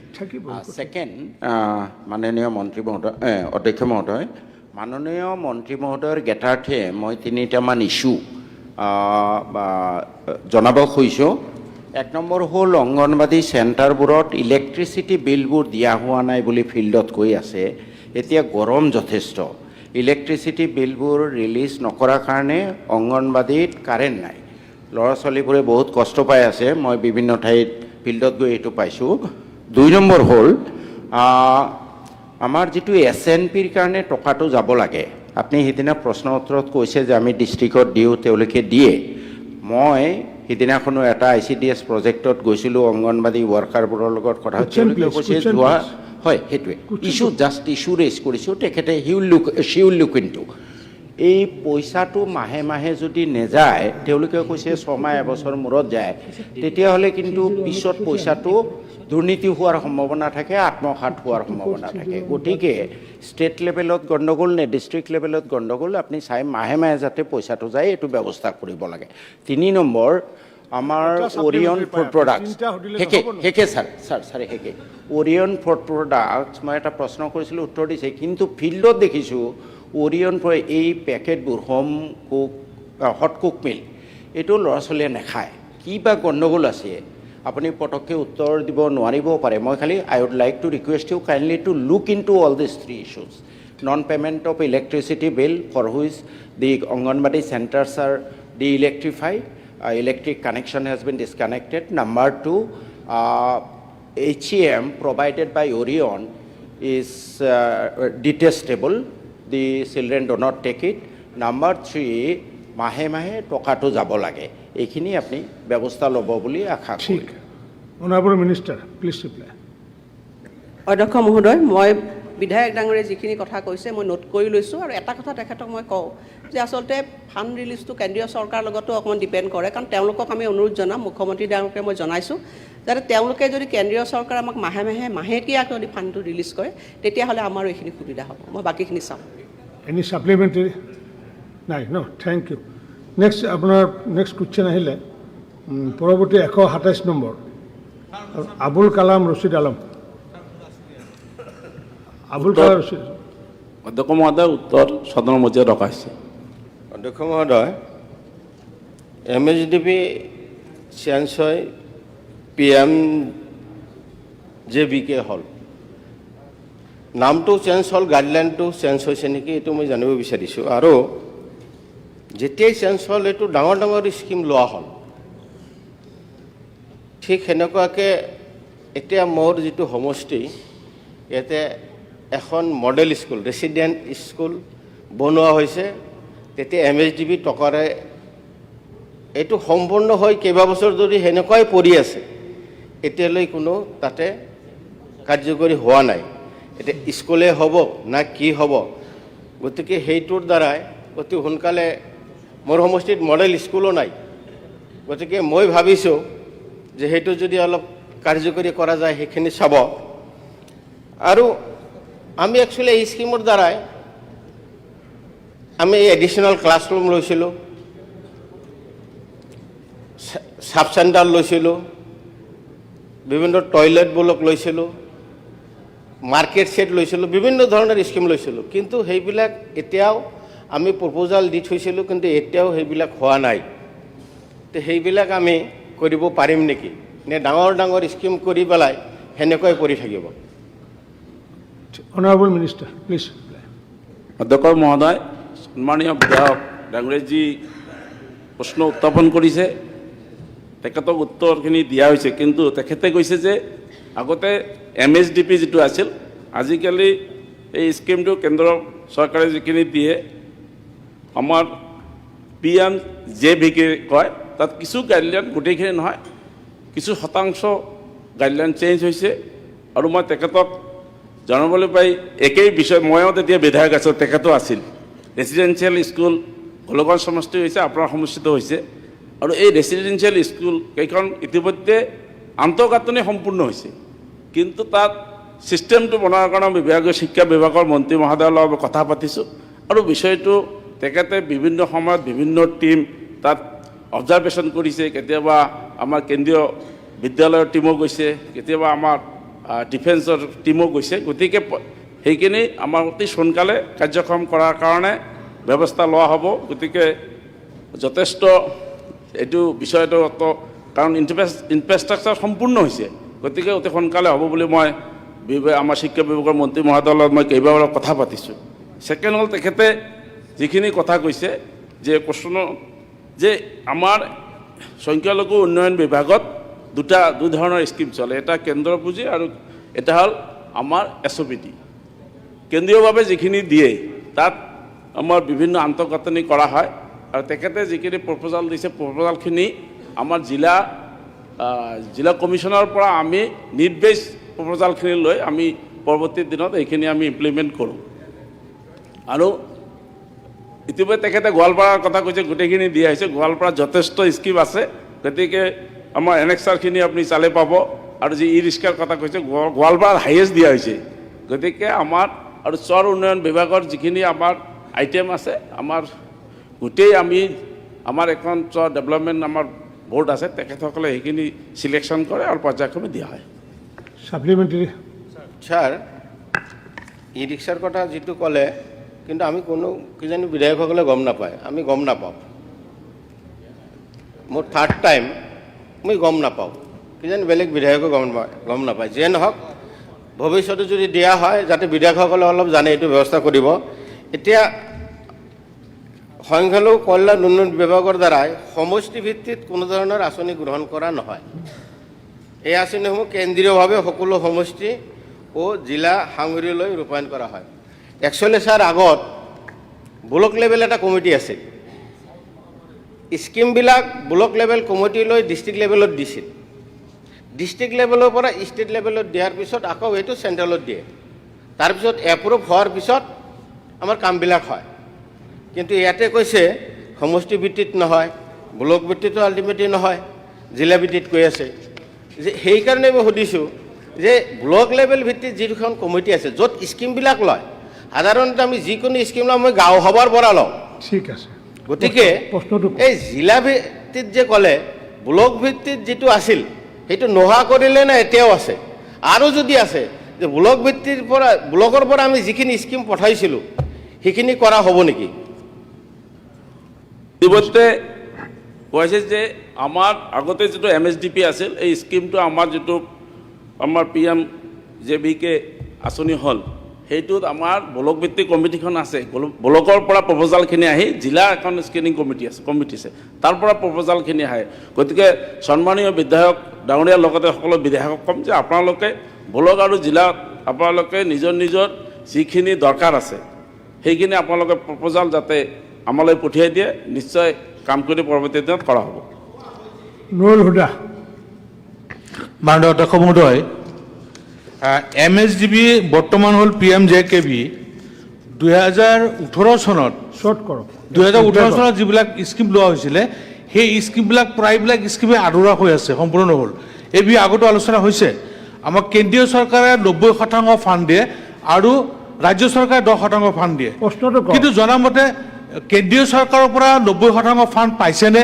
আৰু ৰাজ্য চৰকাৰে 10% ফাণ্ড দিয়াৰ ব্যৱস্থা কৰিছেনে এই কথা জানিব বিচাৰিছোঁ একেলগে মেহবুব মুক্তাৰ তেখেতো একেলগে কওক সন্মানীয় বিধায়ক ডাঙৰীয়া যি আৰু এটা আছে একেলগে কোৱা এইটো সময় নাই মেহবুব মুক্তাৰ মাননীয় অধ্যক্ষ মহোদয় আৰু উপস্থিত সন্মানীয় সদন মই যোৱা 7 তাৰিখে আনিছিলোঁ এই সংখ্যালঘু কল্যাণ আৰু উন্নয়ন বিভাগৰ মন্ত্ৰী মহোদয়ৰ পৰা উত্তৰ বিচাৰিছিলোঁ মোৰ প্ৰশ্নটো আছিলে এইটো বিগত 5 বছৰত PMJBK বা অন্যান্য সংখ্যালঘু উন্নয়ন আঁচনিৰ অধীনত ধিং সমষ্টিত কি আন্তঃগাঁথনিমূলক প্ৰকল্পৰ অনুমোদন হৈছে কিন্তু উত্তৰত মন্ত্ৰী মহোদয়ে মোৰ 5 বছৰৰ উত্তৰ নিদিলে মোক আশ্বস্ত কৰিব পৰা নাই 2020 লৈকে উত্তৰ দি থৈ দিলে কিন্তু মোৰ উত্তৰটো বিচাৰিছিলোঁ মই যোৱা বিগত 5 বছৰৰ কিন্তু এই বিষয়ে মই মাননীয় মন্ত্ৰী মহোদয়ৰ পৰা উত্তৰ বিচাৰিম মিনিষ্টাৰ ৰিপ্লাই প্লিজ সন্মানীয় আমাৰ নুৰুল ডাঙৰীয়া যিটো কৈছে যে আমাৰ এতিয়ালৈ কমপ্লিট হোৱা নাই পৰ্যায়ক্ৰমে কেন্দ্ৰৰ পুঁজি আহিছে আমি পুঁজিখিনি জিলাৰ যিখিনি ডিমেণ্ড আছে সেইখিনি আমি ডিমেণ্ড হিচাপে পঠাই দিওঁ গতিকে বেছি নাই 10% আমাৰ বাকী আছে গতিকে অনাগত দিনত আমাৰ যিখিনি পুঁজি আহিব নিশ্চয় আমি সেই পুঁজিখিনি পঠাই দিম আৰু তেখেতে মোক এটা কুৱেশ্যন কৰিছে যে কুৱেশ্যনখিনি সম্পূৰ্ণ পোৱা নাই ব্যক্তিগতভাৱে মই আহিব মই গোটেইখিনি আপোনাক ডিটেইলছ দি দিম এতিয়া শূন্যকালীন ঘণ্টা এতিয়া মই মাননীয় সদস্য কমলেক্ষ দেৱ পুৰকাষ্টক দৈনিক যুৱ সংঘ কাকতত প্ৰকাশিত ইউৰিয়াৰ সঙ্গে অন্য সার কিনতে বাধ্য করলে জেল বিক্রেতাদের হুঁশিয়ারি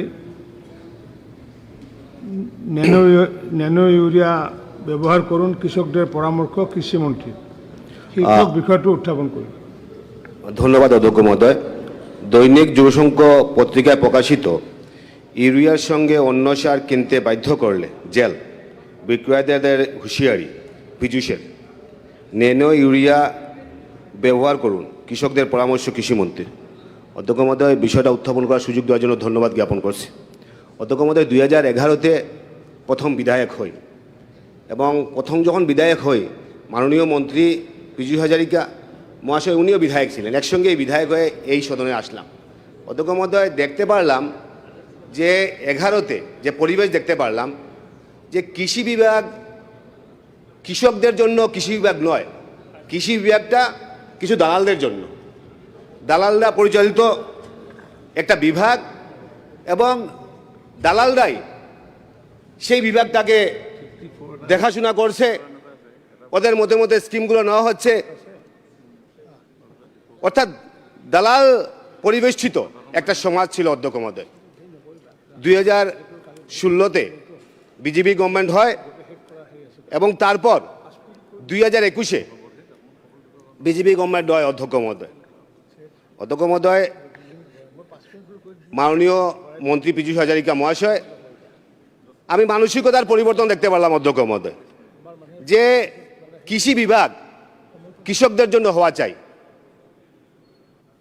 আমাদের বর্তমান মন্ত্রী পীযূষ হাজারিকা মহাশয়, এই জন্য বলছি কৃষকদের জন্য হওয়া চাই, যে কৃষিমন্ত্রী কৃষকদের কথা চিন্তা করতে হবে। খেতিবাড়ি ভালো করে হচ্ছে কি হচ্ছে না, ধান উৎপাদন হচ্ছে কি হচ্ছে না, সেটা নিয়ে চিন্তা করতে হবে। কৃষিমন্ত্রী দেখেছি যে কৃষকদের সঙ্গে খেতে গিয়ে সেখানে কিভাবে কৃষকদেরকে উৎসাহিত করা যায়, এই পরিবেশটা আমরা চেয়েছিলাম অধ্যক্ষ মহোদয়, এবং বর্তমান সময়ে এই পরিবেশ আমরা দেখতে পাচ্ছি অধ্যক্ষ মহোদয়। এবং সত্যি কথা বলতে গেলে যে একজন বিভাগের মন্ত্রী যে সত্যি কথা যে জনসাধারণের সামনে তুলে ধরার যে ওনার যে সেই মানসিকতা, আমি ধন্যবাদ জ্ঞাপন করছি অধ্যক্ষ মহোদয়। যে উনি বলছেন যে বিশেষ করে ইউরিয়া সার কেনার জন্য আমরা দেখতে পেরেছি অধ্যক্ষ মহোদয়, আমি পিএসসি কমিটিতে ছিলাম, অনেক জায়গায় গিয়েছি, গিয়ে দেখতে পেরেছি যে ইউরিয়ার দোকানে কি করে ইউরিয়া সারগুলো ঠিকমতো দেন, এবং ইউরিয়া সার যখন কিনতে হয় ওনারা বলে যে না আপনারা 2-3টে আরও সার কিনুন। সেই কথাগুলো উপলব্ধি করতে পেরেছেন মন্ত্রী মহোদয়, আমি ধন্যবাদ জ্ঞাপন করছি অধ্যক্ষ মহোদয়। এবং আমি মনে করি এই ব্যাপারে যেভাবে বলেছেন জেলে যাওয়ার জন্য, যে বিক্রেতাদেরকে জেলে যাওয়ার জন্য, সেই ব্যাপারে যাতে কঠোরতে যাতে দমন করা হয়, এবং এই পরিবেশটা আসামের এই পরিবেশটাকে যাতে আমরা অক্ষুণ্ণ রাখতে পারি অধ্যক্ষ মহোদয়। অধ্যক্ষ মহোদয়, একটা বিভাগ বা একটা রাজ্য, সেই রাজ্যের মূল চাবিকাঠি হচ্ছে গিয়ে সেই অঞ্চলের কৃষকরা, এবং কৃষকরা চাবিকাঠি হবে, কৃষকরা আমাদের অন্নদাতা হবে। কিন্তু কৃষকদের যদি রেজিস্ট্রেশনই না থাকে যদি, তাহলে কি আমরা কীভাবে জানতে পারবো? মন্ত্রী মহোদয় বলেছেন যে ফার্মার রেজিস্ট্রেশন করার জন্য কৃষকদেরকে কার কতখানি জমি আছে, কে কে কী চাষ করছে, অর্থাৎ সম্পূর্ণ তথ্যগুলো যাতে আমরা অনলাইন হয়, সেই ব্যাপারে মন্ত্রী মহোদয়ের তৎপরতা আমরা দেখেছি অধ্যক্ষ মহোদয়। অধ্যক্ষ মহোদয়, আমরা বলতে চাই অধ্যক্ষ মহোদয় যে আমাদের বরাকবেলিতে আমাদের ধরতি পোর্টালটা এখনও অ্যাক্টিভেট হয়নি, তার জন্য আমাদের অনলাইন কার্য আমরা এন্ট্রি করতে পারছি না। সেই ব্যাপারে মন্ত্রী মহোদয়ের আমি দৃষ্টি আকর্ষণ করলাম অধ্যক্ষ মহোদয়। অধ্যক্ষ মহোদয়, সবচেয়ে বড় ব্যাপার হচ্ছে গিয়ে যে কোন জায়গায় কোন জমিতে কী ধরনের সার লাগবে, সেটা তো সয়েল হেলথ কার্ডের মাধ্যমে আমরা জানতে পারবো। আমি যদি সয়েল হেলথ কার্ড যদি সেই জমিতে কী ধরনের সার লাগবে সেটা যদি আমরা জমির টেস্টিং করা না হয়, যদি জমি যদি আমাদের যদি ভূমির যদি মাপকাঠি করা না হয় যদি, তাহলে আমরা কীভাবে জানবো? আমরা চাই যে সয়েল হেলথ কার্ড দেওয়া হোক, এবং সেই ইয়ের মাধ্যমে বিশেষ করে টেস্টিংয়ের মাধ্যমে যাতে সেই জমির উর্বরতা সম্বন্ধে যাতে কৃষকরা যাতে জানে অধ্যক্ষ মহোদয়।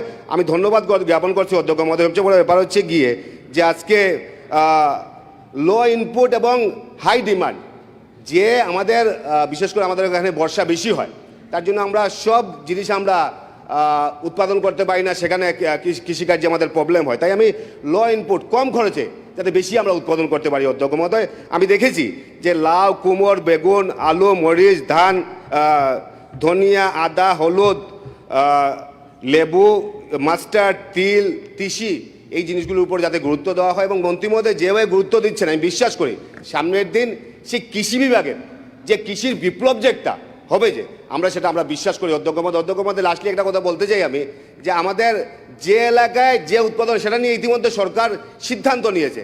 আমি চাই যেমন আমাদের হাইলাকান্দির বিধায়ক এখানে আছেন, আমাদের মুখী হাইলাকান্দিতে খুব ভালো, খুব প্রসিদ্ধ মুখী।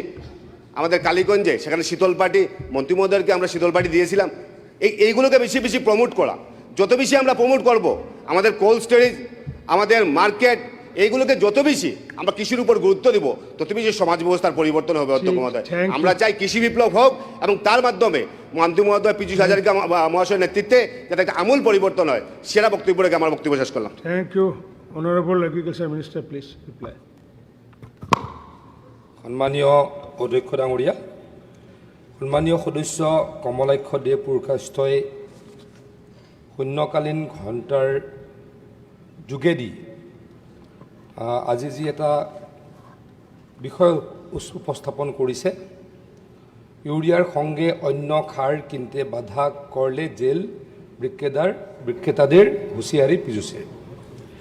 অধ্যক্ষ ডাঙৰীয়া, আচলতে মই এই বাক্যষাৰ এটা টিভিৰ বাইটত দিছিলোঁ আজিৰ পৰা কেইদিনমানৰ আগতে বিশ্বনাথ জিলাত, বিশ্বনাথ চাৰিআলিত। অধ্যক্ষ ডাঙৰীয়া, বহু কৃষকে আহি মোক কৈছিলে, প্ৰথমে মই সেইদিনাখন বিহালীলৈ গৈছিলোঁ, বিহালীৰ পৰা বিশ্বনাথলৈ আহিছিলোঁ। আমি চাহ খেতিয়কসকলৰ, ক্ষুদ্ৰ চাহ খেতিয়কসকলৰ আমাৰ ফাৰ্মাৰ ৰেজিষ্ট্ৰেশ্যন কৰাৰ দুখন সজাগতা সভা বা শিবিৰত অংশগ্ৰহণ কৰিবলৈ মই গৈছিলোঁ। অধ্যক্ষ ডাঙৰীয়া, দুইখন সভাতে বহু কৃষকে আহি ক'লে যে আমাক জোৰ জুলুম কৰি ইউৰিয়াৰ লগত অন্য সাৰসমূহ ল'বলৈ বাধ্য কৰে। গতিকে আমি 500 টকা যদি লৈ যাওঁ আমাক নিদিয়ে, কিন্তু 1200মান টকা আমাৰ খৰচ হয় গোটেইখিনি বস্তু কিনি আনিলে। গতিকে আমি সেই সাৰখিনি বা সেই পেষ্টিচাইডখিনি আমি ব্যৱহাৰ কৰিব নোখোজোঁ, কিন্তু আমাক জোৰ জুলুম কৰে। অধ্যক্ষ ডাঙৰীয়া, মই যেতিয়া কথা পাতিলোঁ, খবৰ ল'লোঁ, ময়ো বিভাগটোত নতুন, অতুল বৰা ডাঙৰীয়াই খুব ভালকৈ বিভাগটো চলাই গৈছিলে। মই যিহেতু নতুন বহুত কথা অধ্যক্ষ ডাঙৰীয়া নাজানো, মই শিকিবলৈ চেষ্টা কৰি আছোঁ। অধ্যক্ষ ডাঙৰীয়া, মোক কোৱা হ'ল যে আমি নেনো সাৰ, নেনো ইউৰিয়া কিনিবলৈ আমি উৎসাহ যোগাওঁ।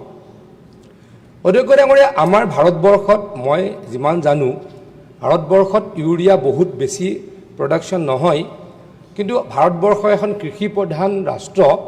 গতিকে আমি কি কৰোঁ, পৃথিৱীৰ অন্য দেশৰ পৰা আমি বেছি দামত ইউৰিয়া কিনি আনো আৰু আমি ছাবচিডি দি আমি কৃষকক ইউৰিয়া বিক্ৰী কৰোঁ।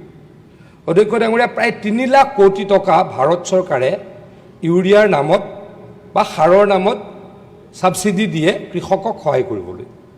কৃষকক আমি সহায় কৰিবই লাগিব। অধ্যক্ষ ডাঙৰীয়া, আমাৰ এখন আকৌ কৈছোঁ কৃষি প্ৰধান দেশ, গতিকে আমি কৃষি কৰি দেশখনক আগুৱাব লাগিব। গতিকে কৃষকক আমি সহায় কৰিব লাগিব। অধ্যক্ষ ডাঙৰীয়া, আমি নেনো সাৰ কিনিবলৈ উৎসাহ যোগাওঁ, কিন্তু বাধ্য কৰাব নোৱাৰোঁ। অধ্যক্ষ ডাঙৰ, ধৰি ল'লোঁ কোনোবা এজন ব্যক্তি এখন দোকানলৈকে গ'ল, তেখেতক লাগে এবেগ সাৰ। এবেগ সাৰৰ লগত যদি আকৌ এটা নেনোৰ বটল দি দিয়ে, তাৰমানে অলপ সাৰটো তেওঁ নষ্ট হৈ গ'ল। মানে অধ্যক্ষ ডাঙৰীয়া, মানুহজনে খেতি কৰে 2 বিঘা ধৰি ল'লোঁ মই, আৰু 2 বিঘাত তেখেতক লাগে এবেগ ইউৰিয়া সাৰ। আমি এবেগ ইউৰিয়া সাৰৰ লগত আকৌ নেনো ইউৰিয়া দি দিলোঁ, মানে দুইটা বস্তুৰে একেই কাম। গতিকে মানুহজনেতো এটা বস্তু পেলাই দিব লাগিব, কৃষকজনৰ লোকচান হ'ল। অধ্যক্ষ ডাঙৰীয়া, আমি কি কৰিব খুজিছোঁ, ইউৰিয়াৰ ঠাইত নেনো ইউৰিয়া ব্যৱহাৰ কৰিবলৈকে উদগনি যোগাইছোঁ। কিয় অধ্যক্ষ ডাঙৰীয়া, এই নেনো ইউৰিয়া ক'ত উৎপাদন হয়? ভাৰতত উৎপাদন হয়। গতিকে ভাৰতত উৎপাদন হ'লে আমি অলপ কম খৰচত পাওঁ, তেতিয়া আমি বেছি ছাবচিডি হয়তো দিব নালাগিব। সেইকাৰণে ভাৰত চৰকাৰে বা আমি কি কৰোঁ, নেনো ইউৰিয়া কিনিবলৈ উদগনি যোগাওঁ বা উৎসাহ যোগাওঁ। চিম্পুল কথা কৈছোঁ অধ্যক্ষ ডাঙৰীয়া, আমি উৎসাহ যোগাওঁ, কিন্তু ফ'ৰ্চ কৰিব নোৱাৰোঁ। ক'ৰবাত ফ'ৰ্চ কৰি আছে অধ্যক্ষ ডাঙৰীয়া। কঠোৰভাৱে তেখেতলোকলৈকে ক'ব খুজিছোঁ যে আপোনালোকে নেনো ইউৰিয়া কিনিবলৈ উৎসাহ যোগাব পাৰে, বাধ্য কৰাব নোৱাৰে, বাকীবিলাক সাৰটো নোৱাৰি। অধ্যক্ষ ডাঙৰ, আকৌ কৈছোঁ, যদি যিসকল বিক্ৰেতা তেওঁলোকক মই অনুৰোধ কৰিছোঁ, আহ্বান কৰিছোঁ, আপোনালোকে কওক, আপুনি এবেগ ইউৰিয়া সাৰ কিনিবলৈ আহিছে, আপুনি আধা বেগ কিনক আৰু অলপ কি লৈ যাওক, নেনো লৈ যাওক, সেইটো ক'ব লাগিব অধ্যক্ষ ডাঙৰীয়া। গতিকে অধ্যক্ষ ডাঙৰীয়া, মই আকৌ কৈছোঁ, আমি এই ক্ষেত্ৰত ষ্ট্ৰিক্ট আমাৰ বিভিন্ন নিয়ম আছে, মই এইখিনি পঢ়ি দিছোঁ, যাৰ ফলত যাতে আমি কৃষকসকলক ক্ষতিগ্ৰস্ত হ'ব দিবলৈ নোৱাৰোঁ। কৃষকসকলক যাতে যিসকলে বেপাৰ কৰিবলৈ গৈ কিছু সকলো নহয় অধ্যক্ষ ডাঙৰীয়া, সকলোতো বেপাৰী দুষ্ট বুদ্ধিৰ নহয়, কিছুমান দুষ্ট প্ৰকৃতিৰ ব্যক্তিয়ে এই আমাৰ কৃষকসকলক অসুবিধাত পেলাবলৈ চেষ্টা কৰে। তাৰ পৰা নকৰিবলৈ কি কি আমি সিদ্ধান্ত লৈ দিছোঁ মই আপোনাক অধ্যক্ষ ডাঙৰীয়া পঢ়ি শুনাইছোঁ। অধ্যক্ষ ডাঙৰীয়া, আইনী ব্যৱস্থা, ফাৰ্টিলাইজাৰ কণ্ট্ৰল অৰ্ডাৰ 1985 আৰু এছেঞ্চিয়েল কমোডিটিজ 1955 বাধ্যতামূলক বিক্ৰী নিষিদ্ধ। অধ্যক্ষ ডাঙৰীয়া, ফাৰ্টিলাইজাৰ কণ্ট্ৰল অৰ্ডাৰ 1985 FCO 1985 অনুসৰি কোনো অনুজ্ঞাপ্ৰাপ্ত সাৰ বিক্ৰেতাই কৃষক বা গ্ৰাহকক তেওঁলোকৰ প্ৰয়োজন বা ইচ্ছাৰ বিৰুদ্ধে এটা সাৰৰ সৈতে আন কোনো সাৰ বা সামগ্ৰী ক্ৰয় কৰিবলৈ বাধ্য কৰিব নোৱাৰিব। এইখন অধ্যক্ষ ডাঙৰীয়া আমাৰ আইন প্ৰণয়ন কৰা আছে। এই ধৰণৰ বাধ্যতামূলক বিক্ৰী সম্পূৰ্ণৰূপে বেআইনী আৰু শাস্তিৰ যোগ্য ব্যৱস্থা গ্ৰহণযোগ্য। অধ্যক্ষ ডাঙৰীয়া, বিভাগৰ নিৰ্দেশনা আৰু নিৰীক্ষণ ব্যৱস্থা, আমি কি নিৰ্দেশ দি থৈছোঁ আৰু কেনেকৈ নিৰীক্ষণ কৰিছোঁ মই এবাৰ আলোকপাত কৰিব খুজিছোঁ। অধ্যক্ষ ডাঙৰীয়া, ৰাজ্য চৰকাৰে ইতিমধ্যে সকলো জিলা প্ৰশাসন, DC আৰু জিলা কৃষি বিষয়াসকলক সাৰ বিক্ৰী কেন্দ্ৰসমূহ নিয়মিতভাৱে পৰিদৰ্শন কৰিবলৈ আৰু সাৰৰ যোগান, মজুত আৰু বিক্ৰী ব্যৱস্থা নিবিড়ভাৱে পৰ্যবেক্ষণ কৰিবলৈ নিৰ্দেশ জাৰি কৰা হৈছে। অধ্যক্ষ ডাঙৰীয়া, ইয়াৰ উপৰি প্ৰতিখন জিলাতে সাৰ বিক্ৰয় ব্যৱস্থা পৰ্যবেক্ষণ কৰিবলৈ জিলা আয়ুক্তৰ অধীনত জিলা ভিত্তিক টাস্ক ফ'ৰ্চ আৰু পঞ্চায়তসমূহ নিগৰানী সমিতি গঠন কৰা হৈছে পঞ্চায়তসমূহত। অধ্যক্ষ ডাঙৰীয়া, অসমৰ বিভিন্ন ঠাইত 7044খন খুচুৰা বিক্ৰী কেন্দ্ৰৰ যোগেদি সাৰ বিক্ৰী কৰা হয়। এই বিক্ৰীৰ ব্যৱস্থা অধিক স্বচ্ছ আৰু নিয়মিত কৰাৰ বাবে পইণ্ট অফ চেল যন্ত্ৰৰ জৰিয়তে কৃষকৰ পৰিচয় নিশ্চিত কৰি চৰকাৰৰ দ্বাৰা নিৰ্ধাৰিত মূল্যত বিক্ৰী কৰাটো বাধ্যতামূলক কৰা হৈছে। অধ্যক্ষ ডাঙৰীয়া, এই ব্যৱস্থাৰ অপব্যৱহাৰ আৰু নিয়ম উলংঘন কৰা কোনো বিক্ৰেতাৰ বিৰুদ্ধে অনুজ্ঞাপত্ৰ বাতিলকে ধৰি কঠোৰ ব্যৱস্থা গ্ৰহণ কৰা হ'ব। অধ্যক্ষ ডাঙৰীয়া, যাতে যদি কোনো সাৰ বিক্ৰেতাৰ বিৰুদ্ধে ইউৰিয়া সাৰৰ সৈতে অনাৱশ্যকভাৱে অন্য সাৰ বা সামগ্ৰী ক্ৰয় কৰিবলৈ কৃষকক বাধ্য কৰাৰ অভিযোগ প্ৰমাণিত হয়, তেন্তে সংশ্লিষ্ট বিক্ৰেতাৰ বিৰুদ্ধে FCO মই যিখন ক'লোঁ ফাৰ্টিলাইজাৰ কণ্ট্ৰল অৰ্ডাৰ 1985ৰ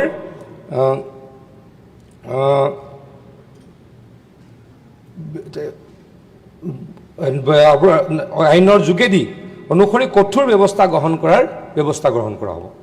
অধ্যক্ষ ডাঙৰীয়া, মই এইকাৰণে এইখিনি কথা কৈছোঁ, আমাৰ খেতিয়কসকল সাধাৰণতে উপান্ত, বহুত খেতিয়ক।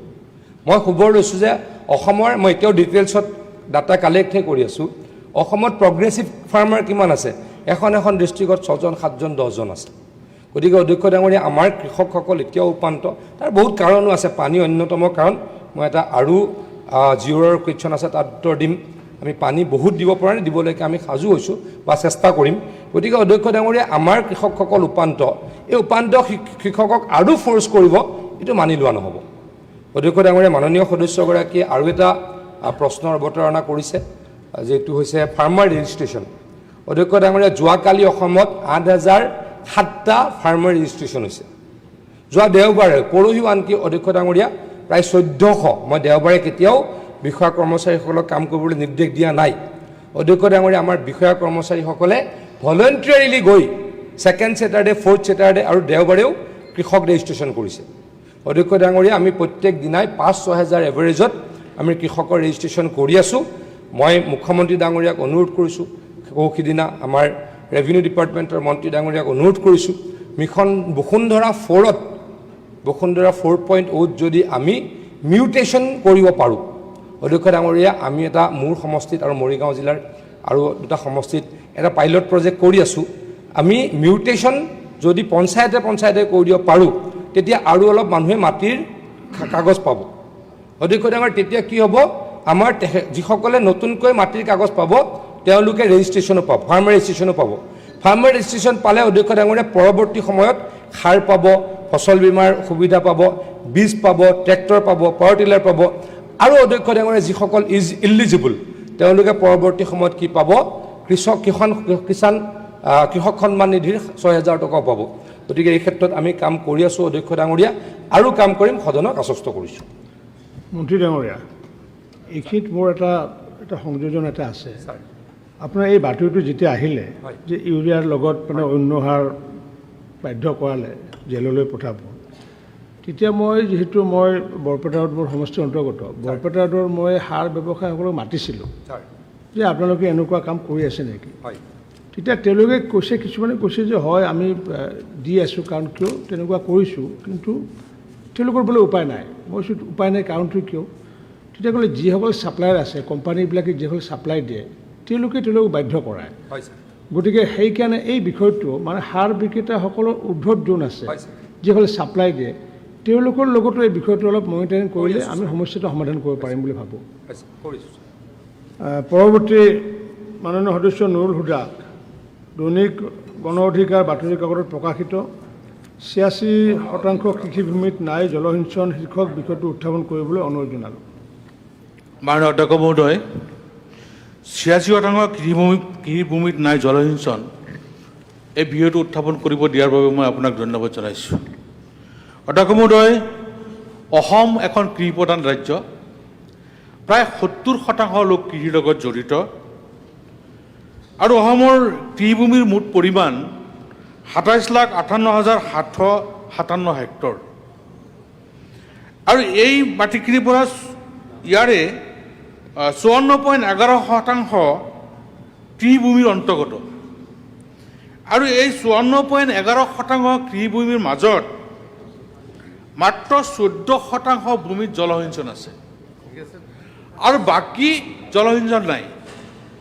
বৰষুণৰ ওপৰত নিৰ্ভৰশীল হৈ কৃষকসকলে খেতি কৰাত যথেষ্ট পৰিমাণৰ তেওঁলোকে লছৰ সন্মুখীন হ'ব লগা হয়। খৰাং বতৰ, শস্য ভালকৈ নহয়, অধিক পৰিশ্ৰম কৰি টকা খৰচ কৰি তেওঁলোকে সুফল নাপায়। গতিকে যিহেতু আমি কৃষিপ্ৰধান ৰাজ্য, আমাৰ কৃষিৰ লগতে আমি জড়িত হৈ আছোঁ, কৃষিক উন্নতি কৰিব লাগিব। সেয়ে প্ৰতিটো গাঁৱত যাতে প্ৰতিজন খেতিয়কৰ জলসিঞ্চনৰ ব্যৱস্থা কৰি দিয়ে, তাৰ কাৰণে মই আহ্বান জনাইছোঁ চৰকাৰক। আৰু অধ্যক্ষ মহোদয়, এই যে আমাৰ ৫৪.১১% কৃষি, তাৰ ২৫.৪% হেক্টৰত ধান খেতি হয়। এই যে আমাৰ নতুনকৈ যিটো বড়ো ধান খেতি নামিছে, বড়ো ধান, এই বড়ো ধান খেতিয়ে আমাৰ খাদ্য শস্যৰ ভঁৰাল আজি টনকিয়াল কৰিছে।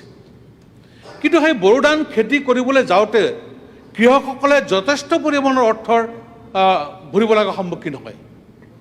পাম্পছেট বয়িং কৰি পাম্পছেট লগাই, সেই পাম্পছেটৰ ডিজেল ব্যৱহাৰ কৰি, ডিজেল চালিত পাম্পছেট ব্যৱহাৰ কৰি খেতিত পানী দিব লগা হয়। আৰু এটা খেতিত এই অত্যাধিক মূল্য বৃদ্ধি হোৱা ডিজেল ক্ৰয় কৰি ধান খেতিত পানী দি ধান খেতি কৰা কৃষকসকলৰ কাৰণে যথেষ্ট কষ্টকৰ হৈ পৰিছে। গতিকে যিসকল কৃষকে পাম্পছেট ব্যৱহাৰ কৰি, ডিজেল তেল ব্যৱহাৰ কৰি পাম্পছেটৰ দ্বাৰা পানী যোগান দিয়ে, সেই কৃষকসকলক আমাৰ ডিজেলবিলাক, যিখিনি ডিজেলৰ প্ৰয়োজন হয়, সেই প্ৰয়োজনীয় ডিজেল যাতে 50% ৰেহাই মূল্যত দিয়াৰ ব্যৱস্থা কৰে, তাৰ কাৰণে মই অনুৰোধ জনাইছোঁ। অধ্যক্ষ মহোদয়, আমাৰ শাক চব্জিবিলাক উৎপাদন হয়, এই শাক চব্জি উৎপাদনতো যথেষ্ট খেতিয়কৰ যথেষ্ট কষ্ট হয়। আৰু যেনেকৈ কবি, আলু, গাজৰ, বিলাহী ইত্যাদি শস্য বহুত পৰিশ্ৰম কৰি তেওঁলোকে সাৰ ব্যৱহাৰ কৰি উৎপাদন কৰে। আৰু এই উৎপাদিত সামগ্ৰীখিনি উচিত মূল্য নাপায়। এনেকুৱা কিছুমান সময় হয় বজাৰত বিলাহীবিলাক এনে খেতিয়কে পেলাই থৈ যায়। খেতি কৰোঁতেও পইচা খৰচ হয়, খেতিৰ পৰা বিলাহীটো উঠাওঁতে খৰচ হয়, আকৌ ঠেলা গাড়ী গুড়া গাড়ীটো বজাৰত আনিব খৰচ হয়, তাৰপিছত মূল্য নাপায় বজাৰত পেলাই থৈ যাবলগীয়া অৱস্থাৰ সৃষ্টি হয়। গতিকে আমাৰ এই কৃষি ক্ষেত্ৰৰ কৃষকসকলক সকাহ দিয়াৰ কাৰণে কোল্ড ষ্টোৰেজৰ প্ৰয়োজন আছে, শীতলীকৰণ ভঁৰালৰ প্ৰয়োজন আছে। আৰু আপুনি প্ৰশ্ন আনিছে ৮৬% কৃষিভূমিত নাই জলসিঞ্চন, আৰু এতিয়া বাকী বেলেগ বিষয় আনিলে কেনেকৈ হ'ব? নাই ছাৰ, এইটো কৃষকৰ সমস্যা ছাৰ। ঠিক আছে, এইটো কৃষকৰ সমস্যা। নাই, সেইটো বিষয় নাই। গতিকে এই যে যিখিনি ছাৰ আপোনাৰ কৃষি আপোনাৰ উচিত মূল্য নাপায় পেলাই দিব লাগে, সেইখিনি কোল্ড ষ্ট'ৰেজ শীতলীকৰণ ভঁৰাল যদি দিয়ে তেতিয়াহ'লে সেইখিনি সংৰক্ষিত হৈ থাকিব। গতিকে মই আপোনাৰ জৰিয়তে মাননীয় মন্ত্ৰীমণ্ডলক অনুৰোধ জনাম যে মোৰ সমষ্টিত যথেষ্ট কৃষি শস্য উৎপাদন হয়, গতিকে আমাৰ দগাঁও, আমাৰ জুৰিয়া, সুধীৰপাৰ, আমাৰ বুৰবান্দা এইবিলাক অঞ্চলত যদি এটা এটা কোল্ড ষ্ট'ৰেজ দিয়ে তেতিয়াহ'লে কৃষকসকলে সকাহ পাব। এটা কথা ছাৰ, আমাৰ এনেকুৱা কিছুমান পথাৰ আছে, এই পথাৰবিলাকত পানী জমা হৈ থাকে, থকাৰ ফলত খেতি কৰিব নোৱাৰে। গতিকে সেইখিনি নিষ্কাশনৰ কাৰণে ড্ৰেইনৰ প্ৰয়োজন আছে। গতিকে মোৰ সমষ্টিতে আদাকুণ্ডা, কালিয়াডিঙ্গা, বাঁহগুৰি, বগৰুগুৰি, কাৱৈমাৰী এনেকুৱা কিছুমান পথাৰ আছে, সেই পথাৰবিলাকত শ বিঘা মাটি খেতি কৰিব নোৱাৰে, পানী জমা হৈ থাকে। গতিকে সেই পানী নিষ্কাশনৰ কাৰণে ড্ৰেইনৰ ব্যৱস্থা যদি কৰি দিয়ে তেতিয়াহ'লে কৃষকসকল উপকৃত হ'ব। গতিকে আৰু বীজবিলাক যেতিয়া দিয়ে, বীজবিলাক যেতিয়া উপযুক্ত সময়ত দিয়ে, তাৰ কাৰণে মই অনুৰোধ জনাইছোঁ, যিহেতু সময় কম আপুনি বাৰে বাৰে কৈ আছে। গতিকে মই আপোনাৰ জৰিয়তে মাননীয় মন্ত্ৰীমণ্ডলক অনুৰোধ জনাম, মন্ত্ৰীমণ্ডল নতুনকৈ এটা ভাল দেখিছোঁ, গাঁৱে গাঁৱে গৈছে, ৰুইছে, ভুই ৰুইছে, আপোনাৰ কৃষকৰ লগত কথা পাতিছে, তেওঁ কৃষকৰ মনৰ কথাবিলাক জানিব বিচাৰিছে।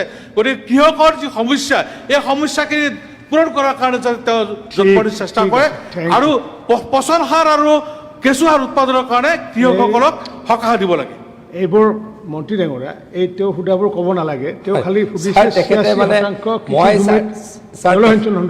তেখেতে অকল ইৰিগেশ্যনৰ কথা আনিছিলে। মই তেখেতে এটা চান্স লৈছে, কাৰণ মই যিহেতু এগ্ৰিকালচাৰ ইৰিগেশ্যন দুয়োটা ডিপাৰ্টমেণ্টৰ, কিন্তু জলসিঞ্চনৰহে ক'ব লাগিছিলে। সন্মানীয় অধ্যক্ষ ডাঙৰীয়া, সন্মানীয় সদস্য নুৰুল হুদা ডাঙৰীয়াই যিটো কৈছে যে অসমৰ মাত্ৰ 13% নে 14% 14% মাটিতহে ইৰিগেশ্যন আছে, ইৰিগেশ্যনৰ ব্যৱস্থা আছে। এইটো অধ্যক্ষ ডাঙৰীয়া সত্যৰ ওপৰত প্ৰতিষ্ঠিত নহয়। অধ্যক্ষ ডাঙৰীয়া বাতৰি কাকতত লিখিলেই যে আমি চব কথা মানি ল'ব লাগিব, সেইটো হ'ব নোৱাৰে।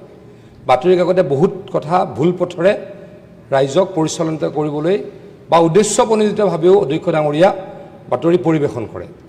অধ্যক্ষ ডাঙৰীয়া, মোৰ হাতত যিখিনি তথ্য আছে, অসমৰ 25.7% মাটিত জলসিঞ্চনৰ ব্যৱস্থা কৰা হৈছে।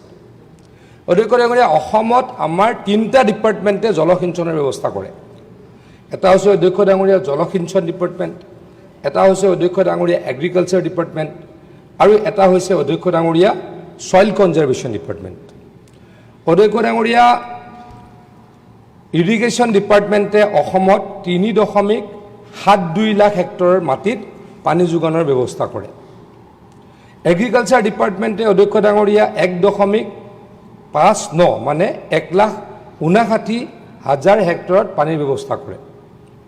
অধ্যক্ষ ডাঙৰীয়া, ছইল কনজাৰ্ভেশ্যন ডিপাৰ্টমেণ্টে 1.64 লাখ হেক্টৰত পানীৰ ব্যৱস্থা কৰে। মুঠৰ ওপৰত অধ্যক্ষ ডাঙৰীয়া, ইৰিগেশ্যন ডিপাৰ্টমেণ্টে 13.8%, এগ্ৰিকালচাৰ ডিপাৰ্টমেণ্টে 5.9%, ছইল কনজাৰ্ভেশ্যন ডিপাৰ্টমেণ্টে 6.0% মানে 25.7% খেতি মাটিত অসমত ডাঙৰীয়া বা অধ্যক্ষ ডাঙৰীয়া জলসিঞ্চনৰ ব্যৱস্থা কৰা হৈছে। অধ্যক্ষ ডাঙৰীয়া, অস্বীকাৰ কৰাটো প্ৰশ্নই নাই, 25%তে আছে, মানে আৰু 75%ত আমি পানী দিব লাগে। সেই যে 75%ত আমি পানী দিব লাগিব, তাৰ আলোকপাত বা তাৰ আৰম্ভণি ক'ত হৈছে অধ্যক্ষ ডাঙৰীয়া? সিদিনা বিত্তমন্ত্ৰী জয়ন্ত মল্ল বৰুৱা ডাঙৰীয়াই যি বাজেট উপস্থাপন আমাৰ আগত কৰিছিল, তাতে অধ্যক্ষ ডাঙৰীয়া, মাননীয় মুখ্যমন্ত্ৰী ডাঙৰীয়া আৰু বিত্তমন্ত্ৰী ডাঙৰীয়াই পৰিকল্পনা কৰি অসমৰ ইৰিগেশ্যন ডিপাৰ্টমেণ্টক অনাগত 5 বছৰত 3,000 পৰা 4,000 কোটি টকা দিয়াৰ ব্যৱস্থা কৰাৰ তেখেতলোকে আশ্বাস দিছে। অধ্যক্ষ ডাঙৰীয়া, আৰু আমি অলপ পইচা অধ্যক্ষ ডাঙৰীয়া চেণ্ট্ৰেল গভৰ্ণমেণ্টৰ পৰা পাওঁ। চেণ্ট্ৰেল গভৰ্ণমেণ্টে এটা অভিলাষী আঁচনিৰ কথা চিন্তা চৰ্চা কৰি আছে, MCAT বুলি। অধ্যক্ষ ডাঙৰীয়া, তেখেতলোকে জল জীৱন মিছনৰ নিচিনা অসম ভাৰতৰ প্ৰত্যেকটো খেতি কৰা জেগালৈকে পানী দিয়াৰ ব্যৱস্থাৰ কথা চিন্তা চৰ্চা কৰি আছে। তাৰে এটা পাইলট প্ৰজেক্ট অধ্যক্ষ ডাঙৰীয়া, মই কেইদিনমানৰ আগতে কেন্দ্ৰীয় জলসিঞ্চন মন্ত্ৰী ডাঙৰীয়াক লগ ধৰিছিলোঁ, CR পাটিল ডাঙৰীয়াক। তেখেতে মোক এই MCAT আঁচনিৰ কথা কৈছিলে। MCAT আঁচনিৰ কথা তেখেতে কওঁতে মোক কৈছিলে যে 5,000 কোটি টকা ইনিচিয়েল ষ্টেজত ভাৰত চৰকাৰে ইতিমধ্যে আবণ্টন কৰিছে আৰু দেশৰ প্ৰত্যেকখন ৰাজ্যত এটা এটা স্কিম তেখেতলোকে পাইলট হিচাপে কৰিছে। তেখেতে মোক কৈছিলে যে জল জীৱন মিছন কৰোঁতে ৰাজ্যই প্ৰত্যেক বেলেগ বেলেগ পাইলট প্ৰজেক্ট কৰা নাছিলে, গতিকে কিছু অলপ কাৰিকৰী অসুবিধা হৈছিলে।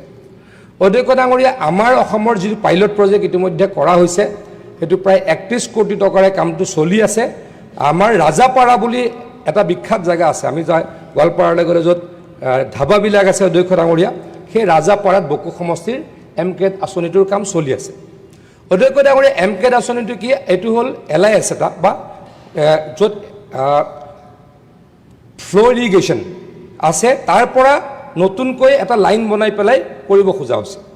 অধ্যক্ষ ডাঙৰীয়া, এই MCAT আঁচনিত সাধাৰণতে কেনেল বনাব খোজা নাই, পাইপ ইৰিগেশ্যন কৰিব খুজিছে। অধ্যক্ষ ডাঙৰীয়া, কেনেল বনালে মাটিৰ লেণ্ড একুইশ্যন কৰিব লাগে, কেনেল বনালে মানুহৰ মাটি গুচি যায়, খেতি মাটি। কেনেল বনালে 2 বছৰ লাগে। গতিকে অধ্যক্ষ ডাঙৰীয়া, কেন্দ্ৰীয় চৰকাৰে সিদ্ধান্ত লৈছে MCAT আঁচনিৰ যোগেদি মাটি খান্দি মাটিৰ তলৰে পাইপ পুতি ওপৰত মাটি দি দিব, খেতিও আৰামত হৈ গ'ল, লেণ্ড একুইশ্যন কষ্টও নাই আৰু বনাবলৈ ইমান সময় নালাগে।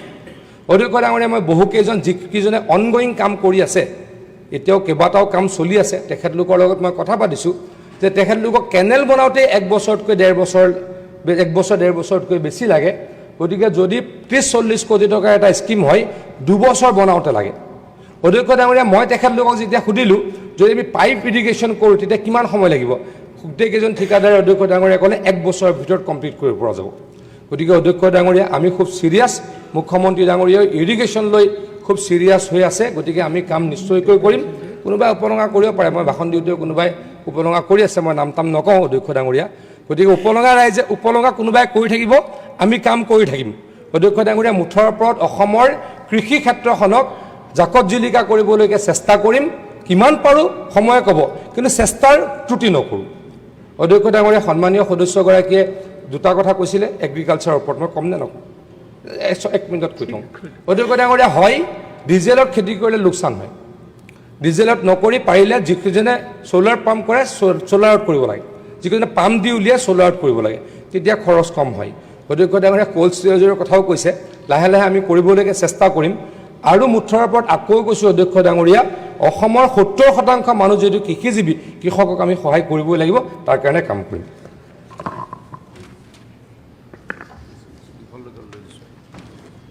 ইয়াতে আমাৰ বিধান এপ্লিকেশ্যনত দেখাই আছে মন্ত্ৰী ডাঙৰীয়াই 15 মিনিট কোৱা বুলি, কিন্তু ইয়াতে 15 মিনিট কোৱা নাই, এইটো আগৰটোৰ লগত যোগ হৈছে। মই সেইকাৰণে বহিলোঁ ছাৰ। বেলেগ মন্ত্ৰীয়ে আকৌ মোক ক'ব পাৰে, ভুলে কৰিলোঁ, মই 5 মিনিট বেলেগ মন্ত্ৰীয়ে ক'ব পাৰে। মই 15 মিনিট ভাবিলোঁ ছাৰ। নাই 15 মিনিট নহয়, মই আইডিয়া কৰিছোঁ, আগৰখিনি এড হৈছে। বুজিছোঁ ছাৰ, মই সেইকাৰণে বহি দিলোঁ। এতিয়া মই মাননীয় সদস্য শ্ৰী প্ৰকাশ চন্দ্ৰ দাসক অসমীয়া প্ৰতিদিন বাতৰি কাকতত প্ৰকাশিত হাজোৰ ভৈৰাতলা জানৰ দুয়োপাৰে মথাউৰি নিৰ্মাণৰ দাবী ৰাইজৰ শীৰ্ষক বিষয়টো উত্থাপন কৰিবলৈ অনুৰোধ জনালোঁ। মাননীয় অধ্যক্ষ মহোদয়, 0 ঘণ্টাৰ এই সময়ছোৱাত হাজোৰ এই ভৈৰাতলা জানৰ অৰ্থাৎ বৰলীয়া নৈ, ভৈৰাতলা জানৰ মাজেৰে বৰলীয়া নৈ বোৱাই নিয়া এই বৰলীয়া নৈৰ 2 পাৰৰ মাথাউৰি নিৰ্মাণৰ এই সমস্যাটো উত্থাপন কৰাৰ কাৰণে সুযোগ দিয়াৰ কাৰণে আপোনাক মই ধন্যবাদ জ্ঞাপন কৰিছোঁ। অধ্যক্ষ মহোদয়,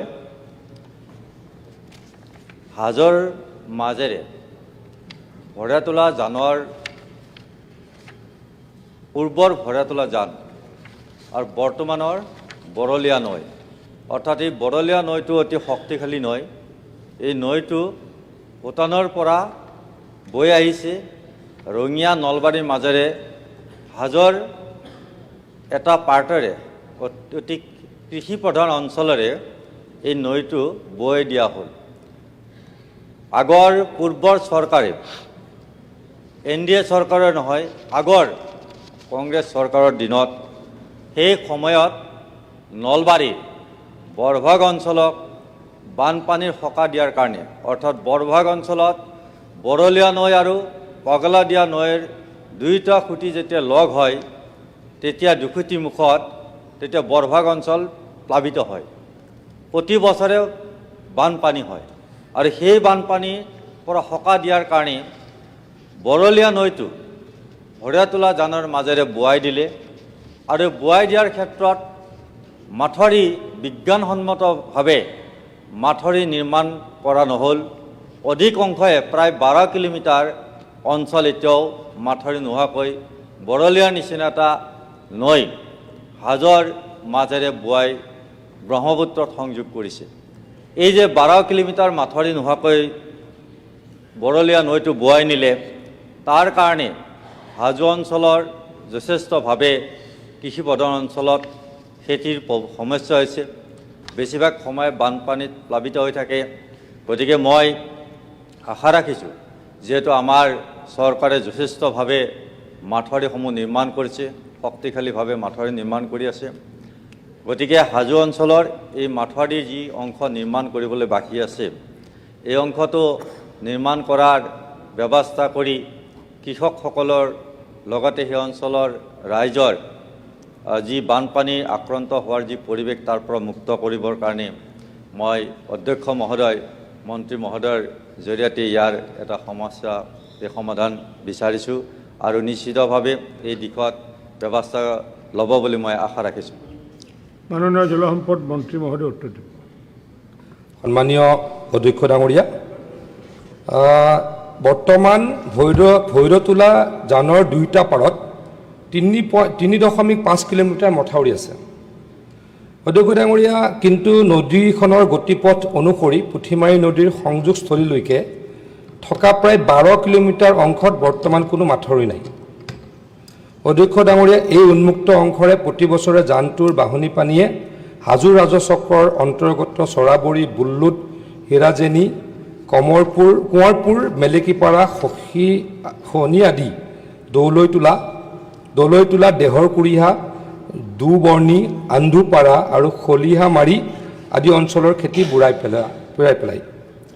এই সমগ্ৰটো এই অধ্যক্ষ ডাঙৰীয়া, আচলতে ইয়াতে মই যিহেতু জলসম্পদ বিভাগৰ মন্ত্ৰী আছিলোঁ, এই মথাউৰিটো কৰিবলৈ আমি চেষ্টাও কৰিছিলোঁ, তাতে গৈছিলোঁ ওচৰলৈকে। আমি য'ত অধ্যক্ষ ডাঙৰীয়া ৰিজাৰ্ভাৰ বনাইছোঁ তাৰ ওচৰতে হয়। অধ্যক্ষ ডাঙৰীয়া, তাত এটা সমস্যা আছে। সমস্যাটো অধ্যক্ষ ডাঙৰীয়া, এই অঞ্চলত তাৰ কাষত থকা মানুহখিনি খুব ঘনবসতিপূৰ্ণ। অধ্যক্ষ ডাঙৰীয়া, তাত লেণ্ড একুইজিশ্যনৰ বহুত সমস্যা, মই নিজেও বস্তুটো জানো। গতিকে মই যদিও মন্ত্ৰী ডাঙৰীয়া নাই, মই পাৰ্লিয়ামেণ্টাৰী এফেয়াৰ্ছ মন্ত্ৰী হিচাপে ভাষণ দিছোঁ, কিন্তু অলপ মই এই কথাটোৰ বিষয়ে অৱগত। অধ্যক্ষ ডাঙৰীয়া, অসমত এতিয়া মথাউৰি নথকা 130 কিলোমিটাৰমান অধ্যক্ষ ডাঙৰীয়া অঞ্চল আছে। তাৰে কেইবাটাও এটা অধ্যক্ষ ডাঙৰীয়া 20 কিলোমিটাৰমান আমাৰ ক'ত আছে, নাজিৰাত আছে। 20 কিলোমিটাৰমান অধ্যক্ষ ডাঙৰীয়া মোৰ সমষ্টিটো আছে। মই মন্ত্ৰী আছিলোঁ, মই কৰিব পৰা নাই অধ্যক্ষ ডাঙৰীয়া। তেনেকৈ হাজোত এই 12 কিলোমিটাৰ আছে। গতিকে অধ্যক্ষ ডাঙৰীয়া, খুব বেছি 130 কিলোমিটাৰ মথাউৰি নথকা, য'ত ফিজিবিলিটি থকা। অধ্যক্ষ ডাঙৰীয়া, বাৰে বাৰে মই আগতেও কৈছোঁ যে আমি কাজিৰঙাত মথাউৰি নবনাওঁ, ফিজিবিলিটি থাকিলেও নবনাওঁ, কাৰণ তাতে পানী নাহিলে জন্তু মৰিব। মোৰ সমষ্টিৰ অধ্যক্ষ ডাঙৰীয়া পবিতৰাত কমপ্লিটলি পানী বন্ধ নকৰোঁ, তেতিয়া গোটেই গড় মহ মৰিব। অধ্যক্ষ ডাঙৰীয়া, ফিজিবিলিটি থকা জেগাত মথাউৰি নোহোৱা খুব বেছি 130 কিলোমিটাৰ আছে। তাৰে এই অঞ্চলটো আছে। আমাৰ সন্মানীয় সদস্য প্ৰকাশ দাসে যিটো প্ৰশ্নৰ অৱতাৰণা কৰিছে, সেই অঞ্চলটো আছে। অধ্যক্ষ ডাঙৰীয়া, ডিপিআৰ বনোৱা হৈছে, ডিপিআৰ বনোৱা যাব, কিন্তু সন্মানীয় সদস্যগৰাকীক অনুৰোধ কৰিছোঁ, তেখেতলোকে অধ্যক্ষ ডাঙৰীয়া, আমি আৰু এটা কাম কৰিছিলোঁ, লেণ্ড একুইজিশ্যনৰ বহুত হিচাপ লৈ আহে। 1960 চনত কোনোবাই মাটি দি গৈছিলে, নাতিয়েকে অধ্যক্ষ ডাঙৰীয়া কোৰ্টত কেছ কৰি পেলাই আমালৈকে মস্ত ডাঙৰ বিল লৈ আহে, ইমান টকা দিব লাগিব। অধ্যক্ষ ডাঙৰীয়া, পানী কাৰ হ'ব? মথাউৰি যদি নবনাওঁ সেই অঞ্চলৰ মানুহৰ পানী হ'ব। গতিকে আমি এটা সিদ্ধান্ত ল'লোঁ, য'ত মথাউৰি বনাম তাত আমি নতুনকৈ লেণ্ড একুইজিশ্যন কষ্ট নিদিওঁ। পুৰণা ক'ৰবাত আছিলে বেলেগ কথা, এতিয়াৰ পৰা নিদিওঁ। কেবিনেটত এই সিদ্ধান্তটো পাছ কৰা আছে। অধ্যক্ষ ডাঙৰীয়া, যদি তেনেকৈ মাটিখিনি সন্মানীয় বিধায়ক ডাঙৰীয়াই উলিয়াই দিব পাৰে, আমি নিশ্চয়কৈ 130 কিলোমিটাৰ অসমত কৰিব লগা আছে। এইটো ডিপাৰ্টমেণ্টে 1.5 বছৰ 2 বছৰত কৰি পেলাব, সেইটো ডাঙৰ ইছ্যুৱে নহয়। কিন্তু লেণ্ড একুইজিশ্যন য'ত আছে সেইটোত অসুবিধা আছে। তাতো এটা আমি নতুন চিন্তা চৰ্চা কৰি আছোঁ অধ্যক্ষ ডাঙৰীয়া, য'ত একেবাৰে